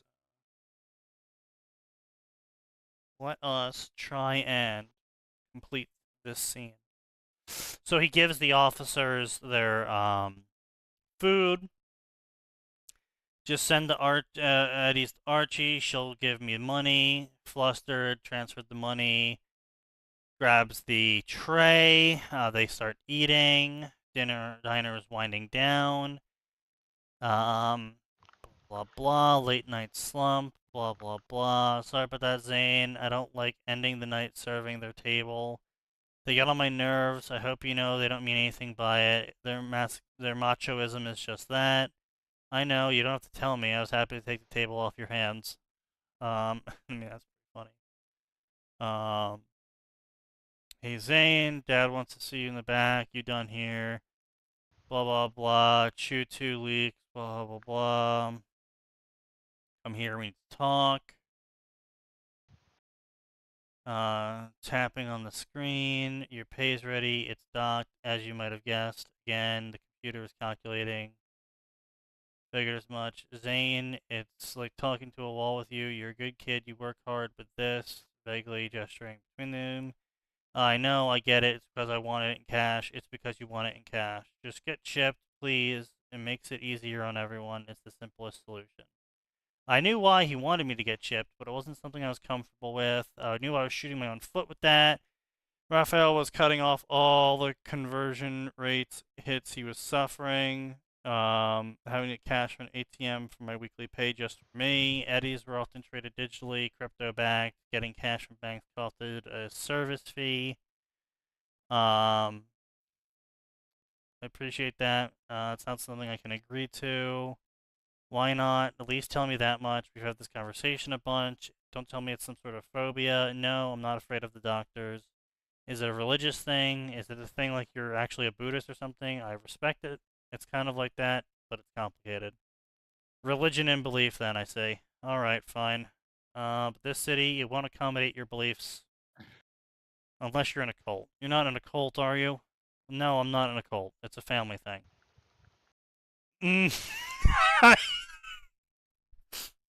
That doesn't exactly preclude you from being in a cult. Yeah, that's not...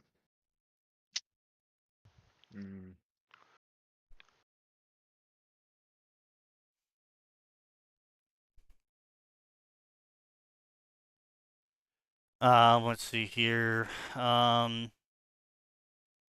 City's not so accommodating. You're hurting your chances with no chips. That's true. In my short time here, it's becoming clear what Night City really was. How dependent society and the economy was on everyone being chipped. Zane, reconsider, at least for something simple. Nothing fancy. It's a simple procedure, in and out. I'll even pay for your chip. I know a good Ripper doc. Discreet and reliable. He'll set you up. No fuss, no muss. Bro, anytime someone... I'm sorry, I just got back. I had to run. Anytime someone says, I know a good Ripper, the answer is, nah, I got one. I think I'm good. He would pay for me to get chipped? That was a whole month's pay. That too, with the pay cut I endured. I was not willing to take the risk. I was not willing to take the risk? No, listen. Someone, like, for all you know, they're going to put a doll chip in you that they control, and now you're their sex slave. I mean, yes, you're not wrong. However, he's talking more about he can't even take the risk of, even if he went to go find a Ripper Doc himself and a chip himself, he won't even take the risk then. It's not even about them offering to do it for him. It's about the chip itself. And they're not even asking him to get an exceptional chip. They're literally asking him to get a civilian ID chip that allows him to be paid. Yeah. So it's like I need to hear this author's excuse. Because this is I'm sorry, this sounds like the sort of thing where, like, you don't want to get chipped, but you came to the city instead of staying out in the sticks and just figuring out how to be self-sufficient.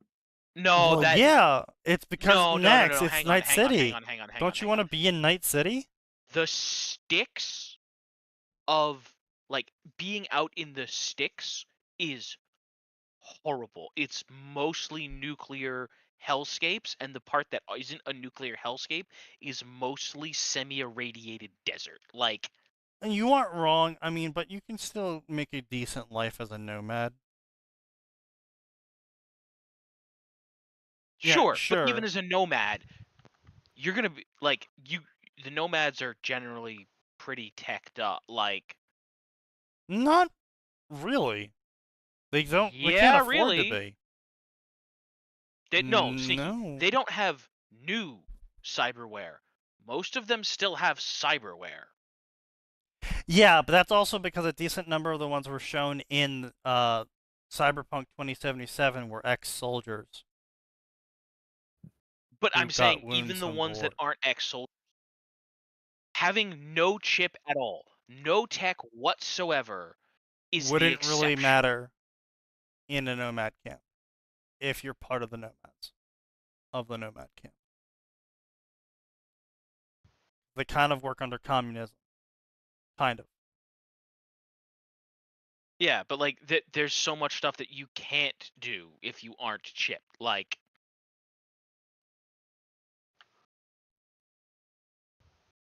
I'm just saying, you know, it'd still be better than Night City, where everything requires a chip, than most things requiring a chip. yeah, but I mean it also depends on what the guy wants for a standard of living. Like, by which I mean access to amenities. Sure, but then we're arriving back at the base point of if he's showing up at Night City because he wants to live in a comfortable lifestyle in a enclosed room that isn't on wheels and access to fresh water whenever, well, a given definition of fresh water, whenever he Water wants. that's a hell of a lot fresher than he'd get in the desert. Possibly. Then shut the fuck up and get chipped. You know, that's like showing up at a steakhouse and asking for their vegan options. Like, shut the fuck up, get the fuck out. If you don't want to eat steak at a steakhouse, tough shit. That's what a steakhouse is. Yeah, and If you don't want cyberware, but you want to live in Night City, tough shit. So like I said, I really want to hear his explanation as to why he can't do it. I can't. I had to try. I thought after all these weeks you'd be more accepting.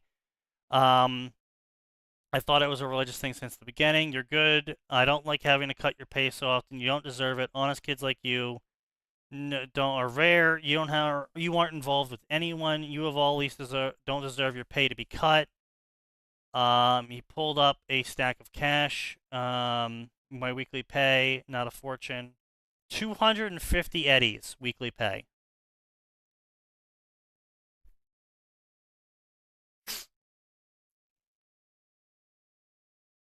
That's not enough by any of the metrics. Game metric, anime metric, and tabletop metric. Yeah. That's not enough to pay for an apartment. Unless he's like living in the fucking under the bridge. I hope you understand. It's your hit, kid, not mine. Just give it some thought. I'm trying to look out for you. Blah, blah, blah. Old man finally break down. Are you ready to go get chipped? No. No chance. He even offered to pay for it, didn't he? Hook you up. Why are you such a gonk? What's it gonna take to convince you? Have I told you? Blah, blah, blah. Anime, blah, blah, blah. How can you not get a chip? It's not about the perks. It's just how I am. I don't believe in chips.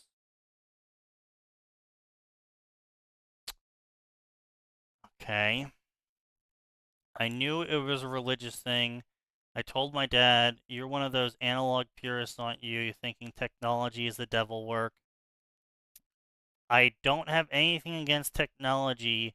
It's more of a personal belief of never using it on myself. I hope you never go to a doctor then. Right? In Night City, because Man, honestly, I think if I was the owner of a business and someone came in and told me they don't have a bank account because they don't believe in having a bank account, I wouldn't hire them. Yeah. Neat. I don't believe in paying you. How's about that? It's just like, and it's not even like a case of like, oh, it's going to be frustrating to pay you in cash. No, what's going to be frustrating is me having to justify it on my taxes.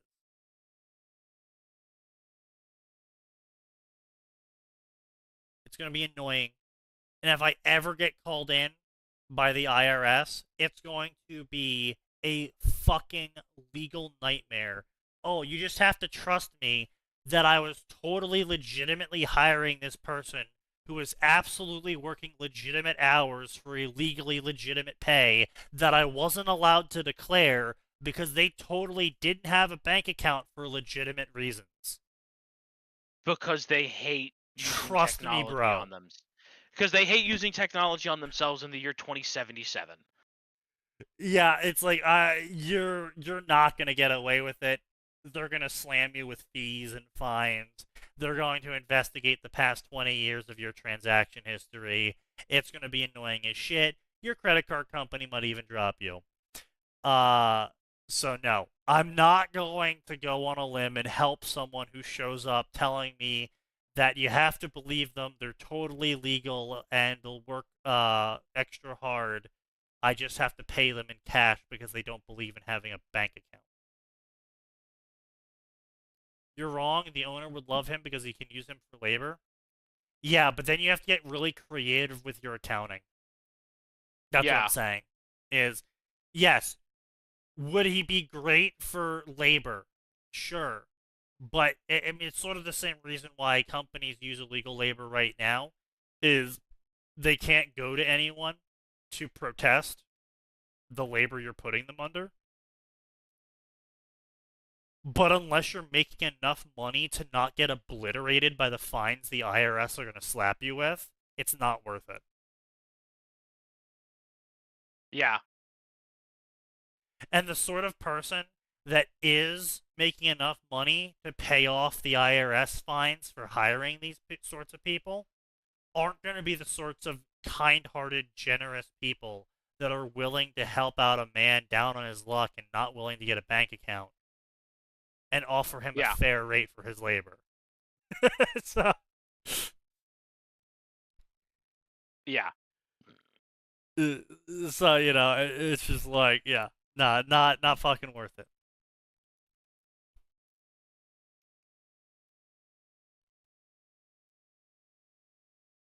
Why do companies keep getting busted for using illegal labor? Because they're so massive, the fine means nothing to them. If they can make $1 million of product for paying a $10,000 fine, then it's obvious that the fine isn't a fine. It's just the cost of making the $1 million of product. Yeah. To make something very clear to you. If you're only earning $1,000 and you have to pay a $10,000 fine, Yeah, that's a lot of money. But like to make something very clear to you, Jeff Bezos lives in a neighborhood. He has built a 20-foot fence, and it's covered with shrubbery, and he's violating all kinds of HOA laws in his neighborhood. And every month he gets a check for he gets a bill for, no one knows what the fine is. They just know it's a lot because he lives in a very rich, very fancy neighborhood. And guess what? Jeff Bezos doesn't care. Jeff Bezos has the money to not care. Yes, that's right. Jeff Bezos builds a fence around his property to keep people out. Yep. He also has security that patrol the fence to keep people out. Yeah, it's a privacy hedge. Like, I understand. My point is that, right, he doesn't care. He has the money to not care. Just like all of the corporations don't have to care. Yeah, it's like you hear stories about Tyson Chicken getting busted for 600 illegal immigrants being at their facility of packing chicken.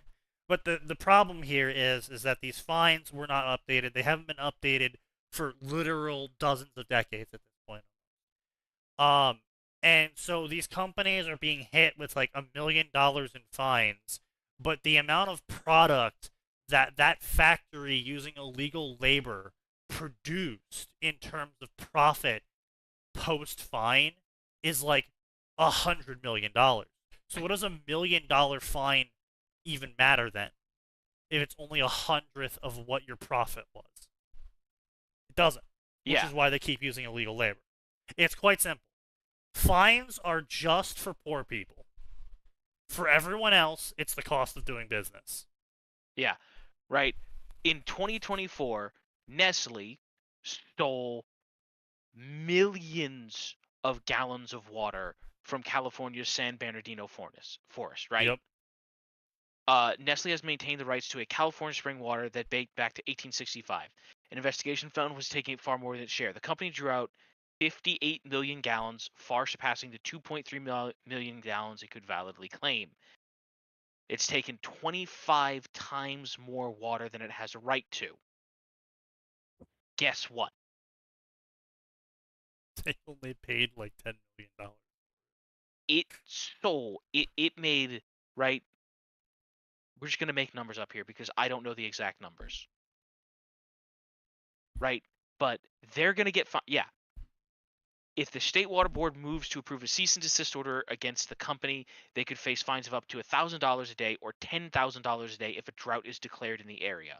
$10,000 a day. They've been stealing water more. That's chump change.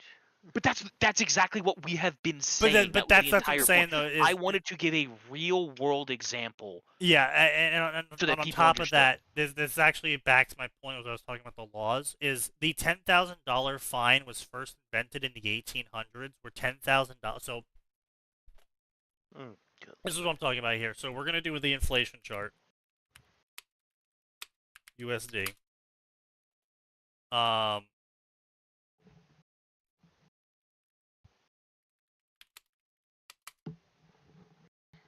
So we're going to do inflation. So this doesn't even go back, right? This doesn't even go back to the 1800s. This goes back to 1913. $1 in 1913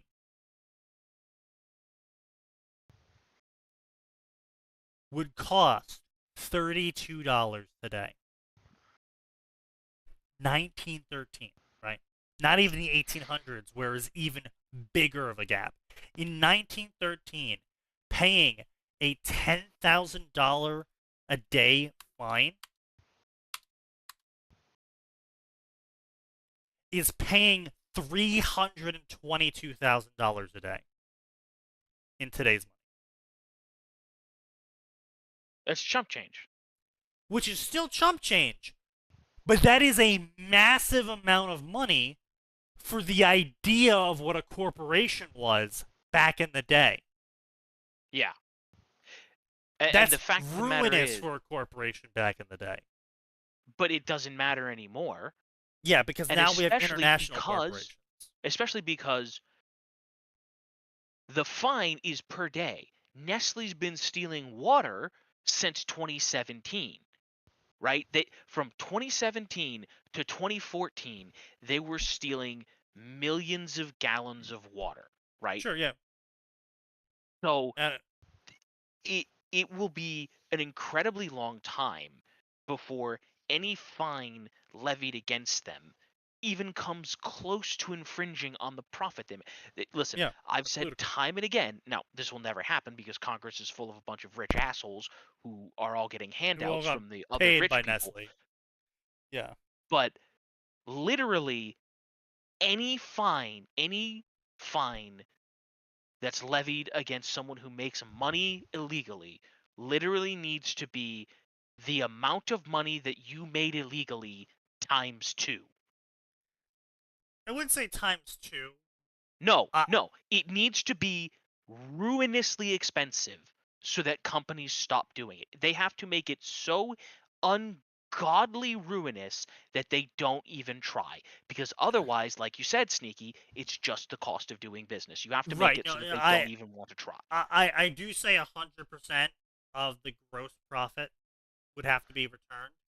But from there, times two, you're entering in the realm of times 2. You enter into the realm of unpayable. That's the point. You can't pay it. The entire company is going to be sectioned off, sold, but that's the and problem. every executive goes to jail.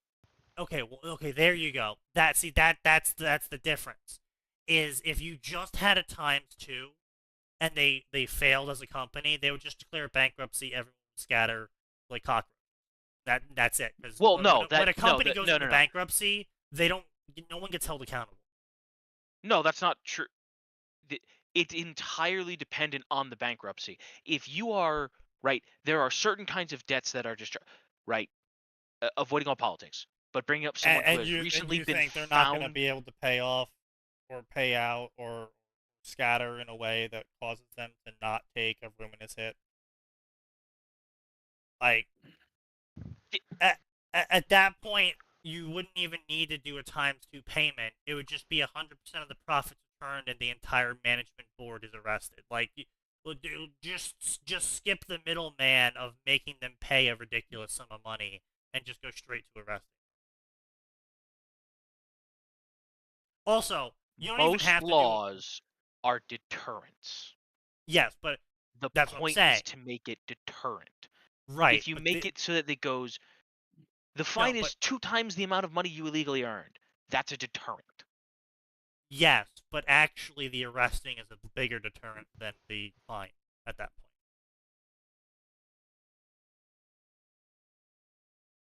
point. Like, there's no point in making the company go bankrupt for the sole purpose of then entrapping them legally in a means of getting them arrested. Just make them get arrested. Like, sure. Just skip all of the fun stuff where they can wiggle out by, giving up their positions on the board or something.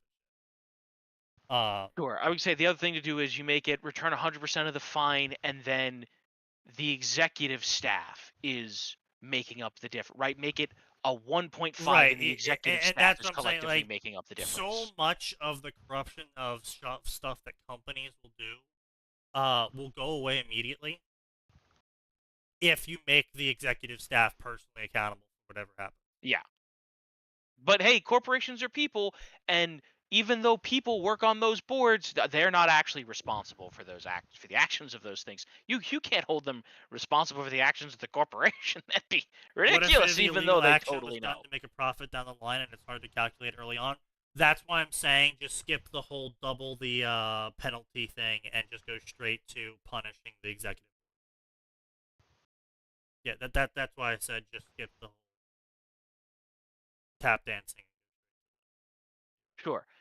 And there's 1,000 ways to go for us to quibble about and this. As far as the point is, Phoenix until something is done to make it so that whatever these people do, it's not the cost of doing business. Right, exactly. But as Phoenix says, would the Night City IRS even come down on this business owner for having non-chip labor? So here's the thing, right? Night City IRS is only a more evolved form of our current version of IRS. You have security through obscurity. I can guarantee you, with near 100% certainty, right now, that if the IRS actually came down and investigated your accounts personally right now, they would find something that you did wrong. Not even maliciously. They would just find something because the legal code is so complicated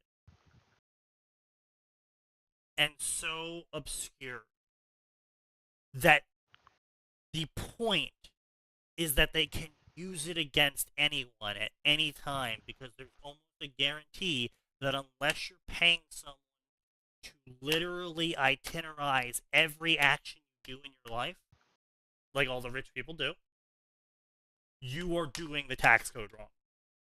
And they can hit you for it. Now, will they? No. Night City IRS is a little bit different in this case, in that Night City IRS has a financial motive to hit you. And you have security through obscurity from them. In that there is not enough of a financial motive to target this diner. But if someone in the IRS gets bribed, if someone in the IRS gets tipped off, if someone in the IRS leaves a trail to them, and, if someone outside the IRS leaves a trail to them, and the IRS starts looking at them, if one of their patrons, the regular patrons, get caught by the IRS, who then decide to look into the companies they're always visiting, and then start to pressure the companies that they're always visiting to basically bribe them to not look at their own data. The IRS in Night City, with how the IRS and because you gotta keep in mind, the government of Night City is actually a corporation. Like the NCPD is a corporation, and they have a profit incentive to keep active and giving tickets out to people. Even more than the current modern real police, at least in the United States, they have the NCPD is incentivized to send you to fucking jail and fine the fuck out of you. Not jail. Jail costs money. Fine the shit out of you. Yes. But yeah, so and not just fines. They're gonna use the threat of jail to make you bribe them to not be sent to jail, even though you might not, the average person on the street, might not realize that you going to jail means they can't squeeze you for money anymore. So they want to keep squeezing you for money, so they actually don't want you in jail. They want you to keep doing things they can squeeze you money for. So the IRS is the same way in Cyberpunk, and especially in Night City, where they are a corporation who makes revenue by checking other corporate revenues.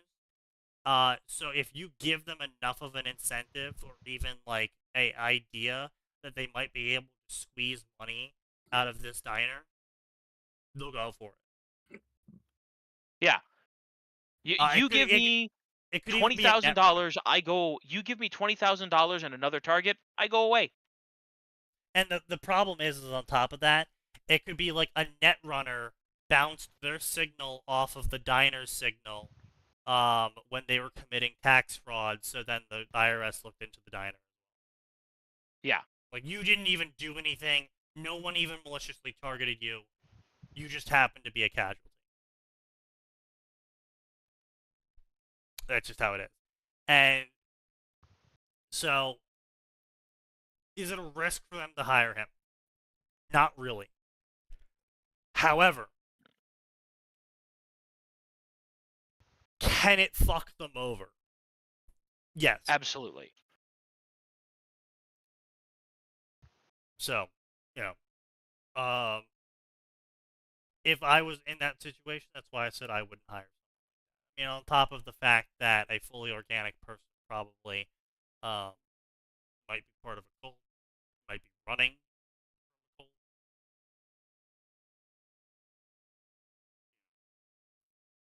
Might be a gangster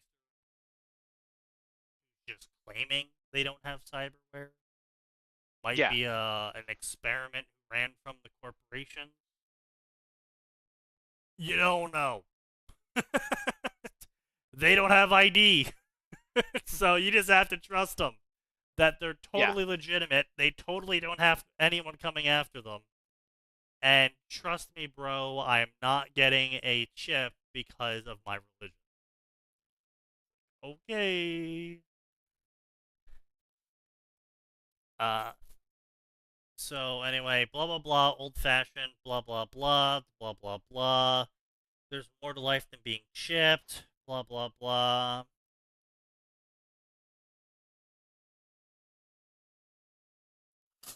Radio blared catchy tune of a hyper pop remix of a cheesy anime theme song. Archie was enjoying it. Are you really enjoying this? Bro, this is the best song, pure fire, mainstream stuff ever. And it sounds like a bunch of chipmunks backed by a broken synthesizer. You're so lame. Blah. Oh, yep, here we go.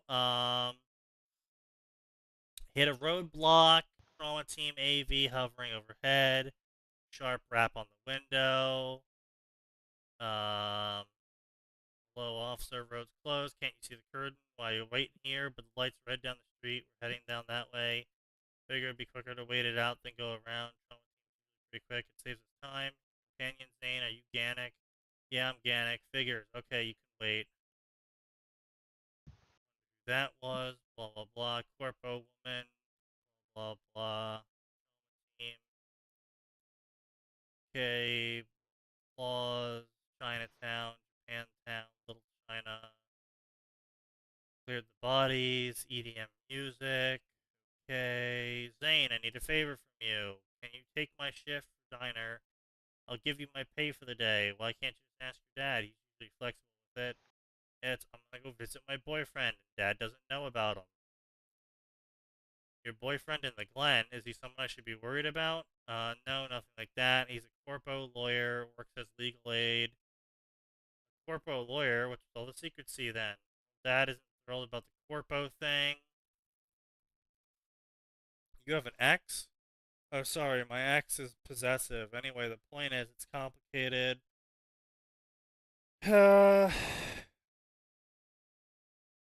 Okay. Blah, blah, blah. Thank you.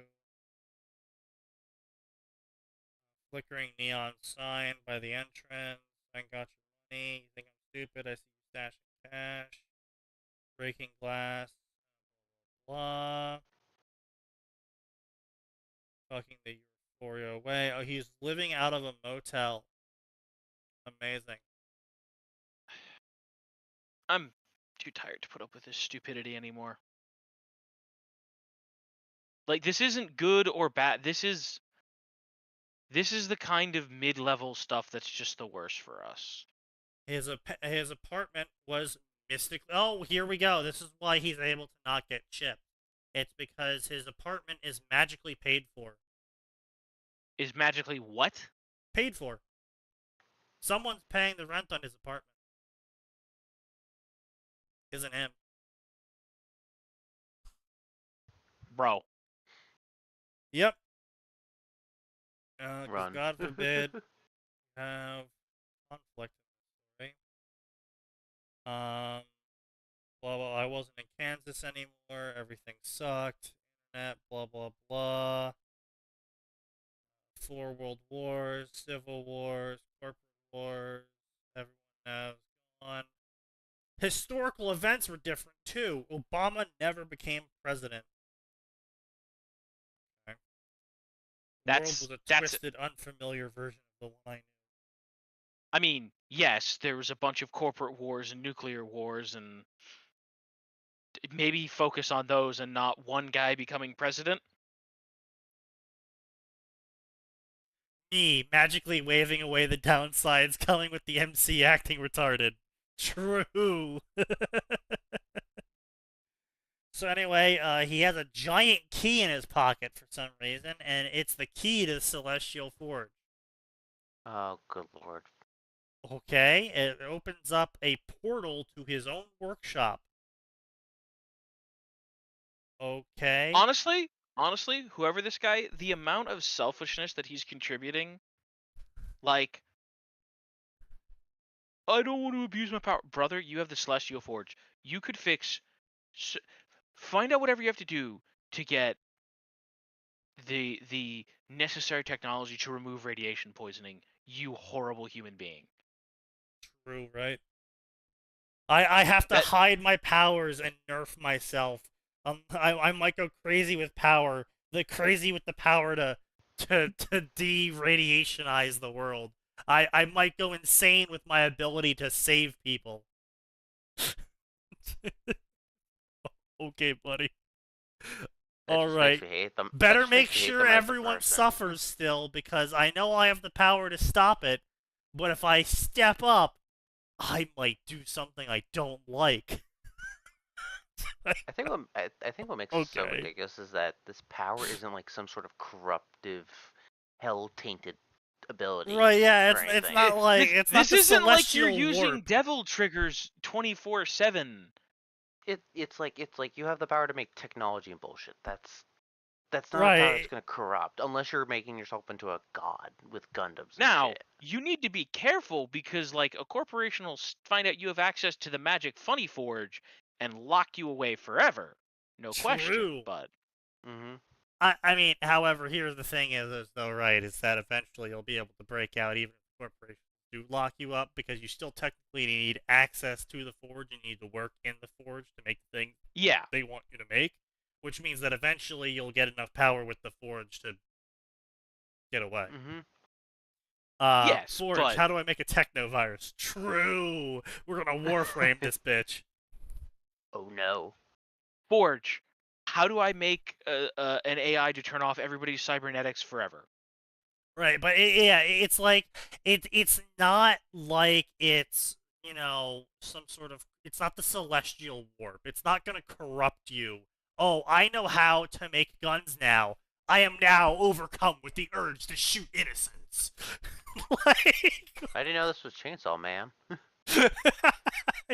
But yeah, you know, point being, it's just like, it makes no fucking sense. Like, this dude is like a fucking Redditor or something, right? He's like the sort of person who's like, I can't have power. If I have even the slightest bit of power, I will be overcome with the urge to abuse people with it. It's like, okay, buddy, you have issues that are beyond you having power. Yeah. It's like the problem here isn't you having power.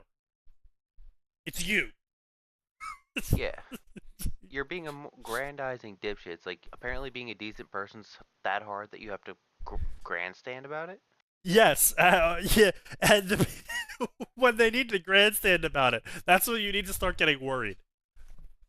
Average Chinese story. True. Amazing. Yes, I have unlocked the ability to create cultivation pills. Time to turn the nearest village to progress.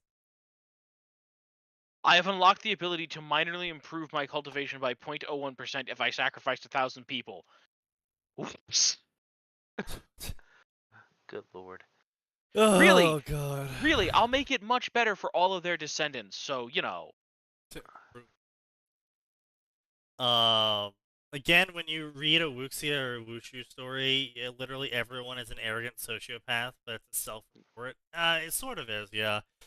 I mean, it wouldn't be such a bad self-report.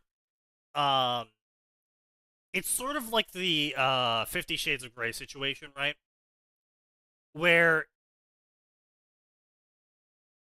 sure, there's a lot of really trashy romance out there, and that doesn't mean every woman is like some sort of degenerate,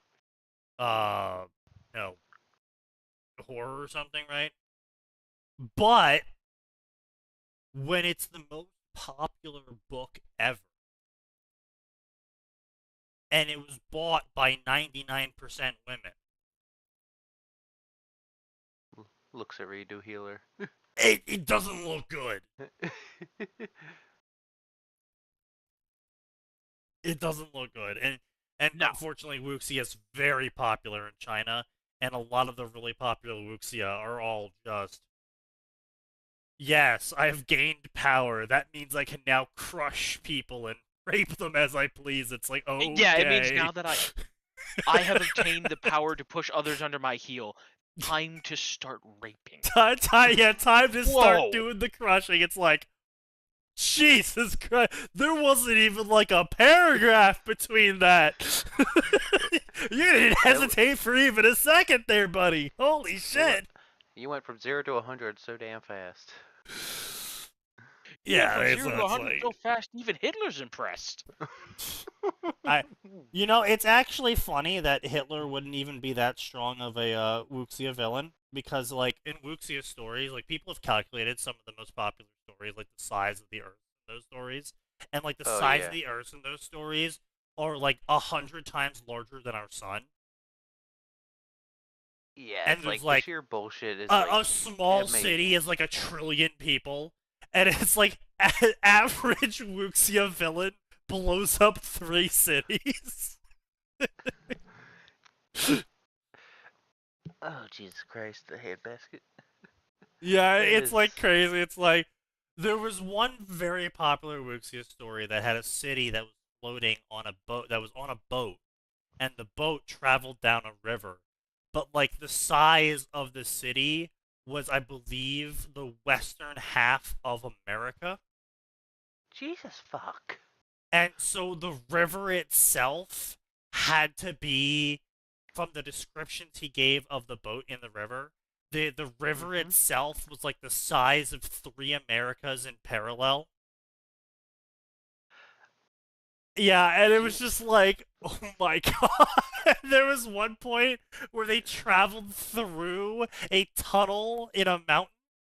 Like, the river traveled through this tunnel that was made, and they're like, this mountain is literally taller than the planet. The Earth. Like, the diameter of Earth, the mountain was taller than that. I can't be surprised, because that just seems like the only way they can justify, like, leaping, mountains in one gate or whatever. Yeah, or yeah, leap across the yeah, miles. it's the only way they can... Yeah, well, you know, when you have 3 levels of power scaling per level of power scaling, and then... And then that level of power scaling has 9 levels, and then you're like, oh, well, there's actually a hidden next level of power scaling where you ascend to the next plane, and then start basically at the bottom again. And it's like, okay, so if you're going to have that level of power scaling, yeah, you do really need to have small villages of a mere 10 billion people. It's like... Because otherwise, by the time you finish, ain't gonna be nobody left. Yeah, literally. So it's just like, you just need some ridiculous shit. So, alright, so anyway, the characters complaining about the food and how it has a weird aftertaste. The tap water was clear and tasteless and didn't quench my thirst. My brother Christ, you are eating tap water of Night City. There was literally a quest about someone dying from that. A toddler from a Wuxia world could one-shot an Endbringer. Yeah. True. Pretty much. Yeah, a young master. Just be like, yes, this is my 20-hit death punch, trigram blow of decapitation wind strike. 8 trigrams, 74,000 decapitations. Yeah. Well, see, that's actually the Grandmaster version. it kills a random 20,000 people in the area. The price is 20,000 souls to kill your enemy in one hit. Yeah. Wushu is just so fucking... It's something else. I got used to the taste. Night City was an unforgiving place, but it was starting to feel like home. Blah, blah, blah. Celestial Forge, itch in my mind. Celestial Forge, blah, blah, blah. The power that put me here. The power that was of one of the main reasons I was comfortable with no cybernetic enhancements. I didn't trust the idea of a cybernetic enhancement I didn't make. I didn't trust a corporation's chip in my brain, their optical sensors replacing my perfectly functioning organic one. Okay, so, again, the payment chip isn't a chip in your brain. It's literally just an RFID chip that's attached to both the local internet and your biocode. And that's how the banks know you got paid. And that's how the bank knows that it's you spending the money. Because it's really hard to spoof that. It's not impossible. People do it all the time. Well, but again, it's, it's really more hard. of a security through obscurity thing. But yeah, so it's like you're literally just getting a fucking insert. Like they fucking jab you, boom, pay. If I had the Celestial Forge, I would just get the fucking RFID chip to get paid like a normal person and have an ID like a normal person. So I wouldn't be a fucking red flag when this totally normal organic guy suddenly pulls out a plasma pistol.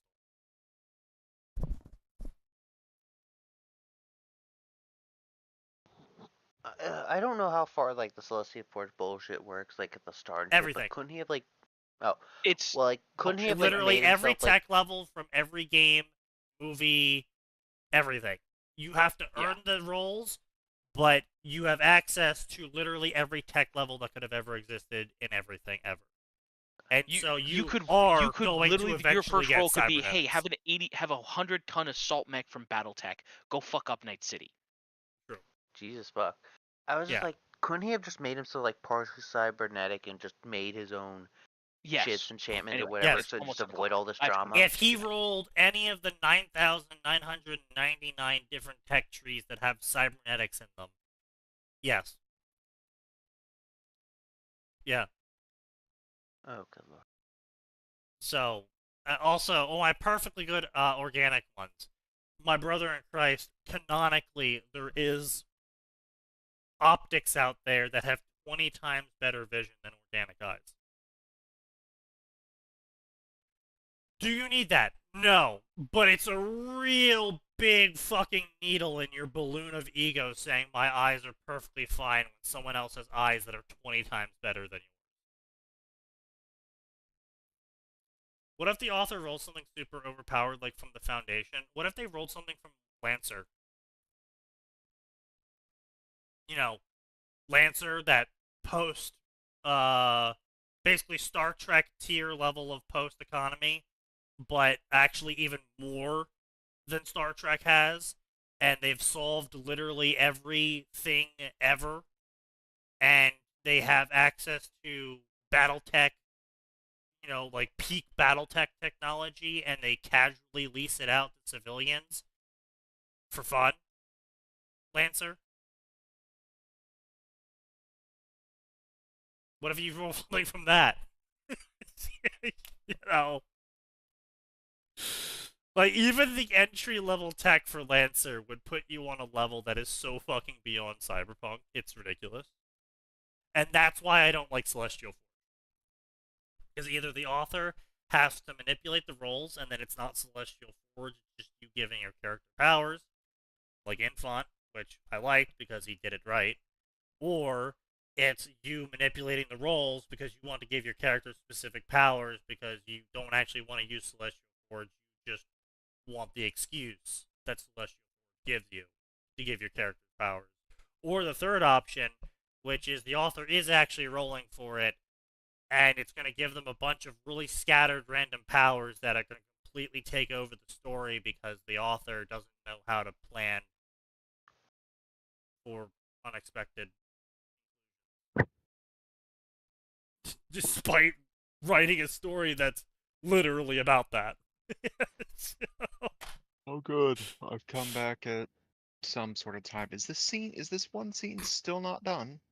Yeah, we're still trying. We finally got to the part where the author finally explained why the character doesn't want to have cybernetics in their head. It's because they have the Celestial Forge, which means that he doesn't trust corporations. You don't need a forge for that. Yeah, but the Celestial Forge will eventually give him a power up that might eventually make his life easier, so he doesn't need to make his life easier now by not being an obnoxious little twit. Because he doesn't trust. So I guess my prediction that the scene would be the chapter is almost true. Because that scroll bar is pretty far down. Yeah. Pretty much. Also, he's a total hypocrite because he just goes on this giant rant about how all the corporations of the modern day were massively intrusive and spying on you and taking shit information from you. And he's like, yeah, well, did I use all those apps and programs? Well, yeah, I did, obviously.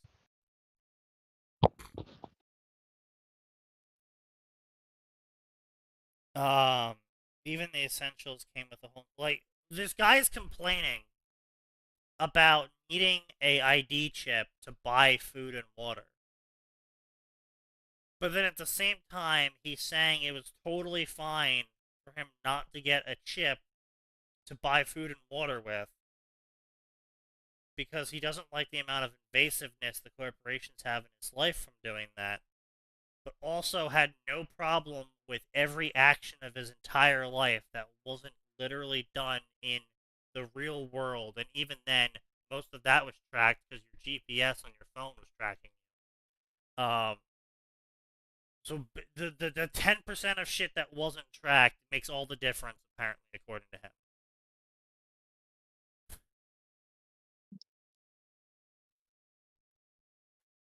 Like, so he's a massive hypocrite, making life harder for everyone else because he's just a fucking little asshole.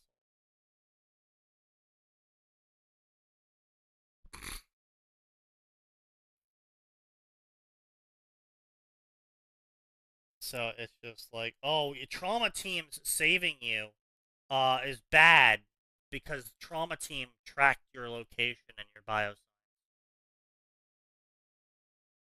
So it's bad that you got health care early because the hospital was making sure you were still healthy.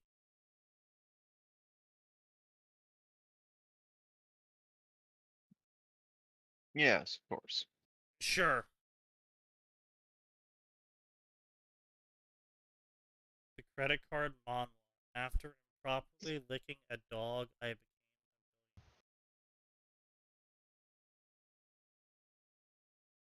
I need to start drinking after reading that line. I'm gonna go drink after reading. That was...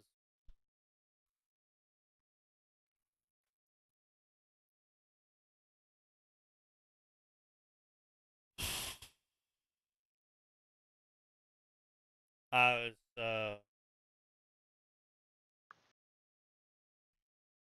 And then he goes off on this, like, literal, like, semi-conspiracy theory of, like, oh, if he gets a ID chip, that'll allow random corporate executives to manipulate his mind.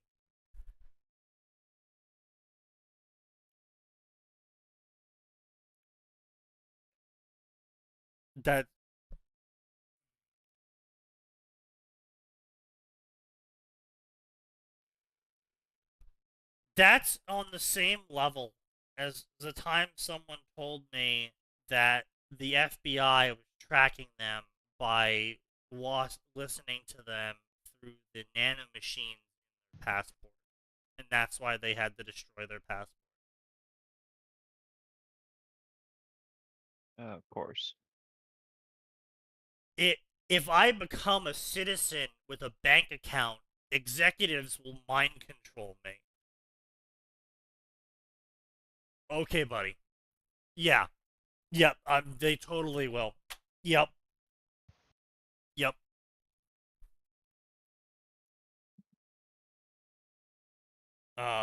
Yeah, totally. Absolutely. The galaxy spun, and I got a power up, and I looked at my hands, and I realized I was wearing gloves. And, the gloves did something. And what did the gloves do? They were micro manipulators, allowing me to do a microscopic scale of anything I wanted.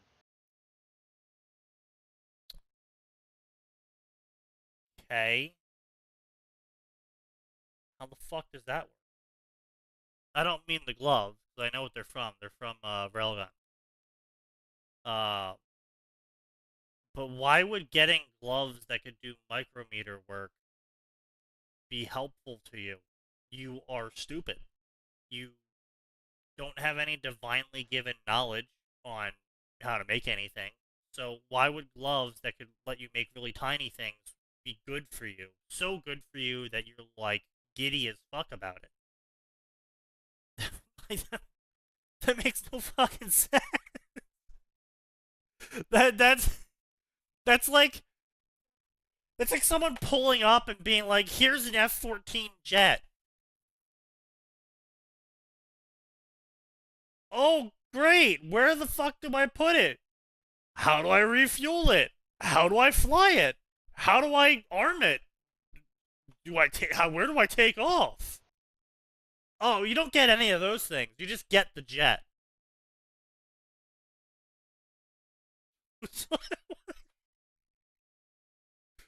I can't even reverse engineer the damn thing. Like, how is just having the jet useful? Oh, God.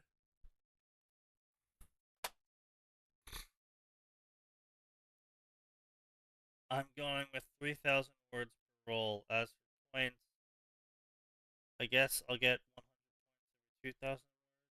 Okay. Yeah, so he only has the gloves right now. That is just really dumb. That is so unbelievably stupid. I don't think I have ever seen someone crash and burn an idea quite like this. It's honestly impressive. But, yeah. Well, we got through a chapter. Accomplishments. I'm gonna go drink now. See you on Friday.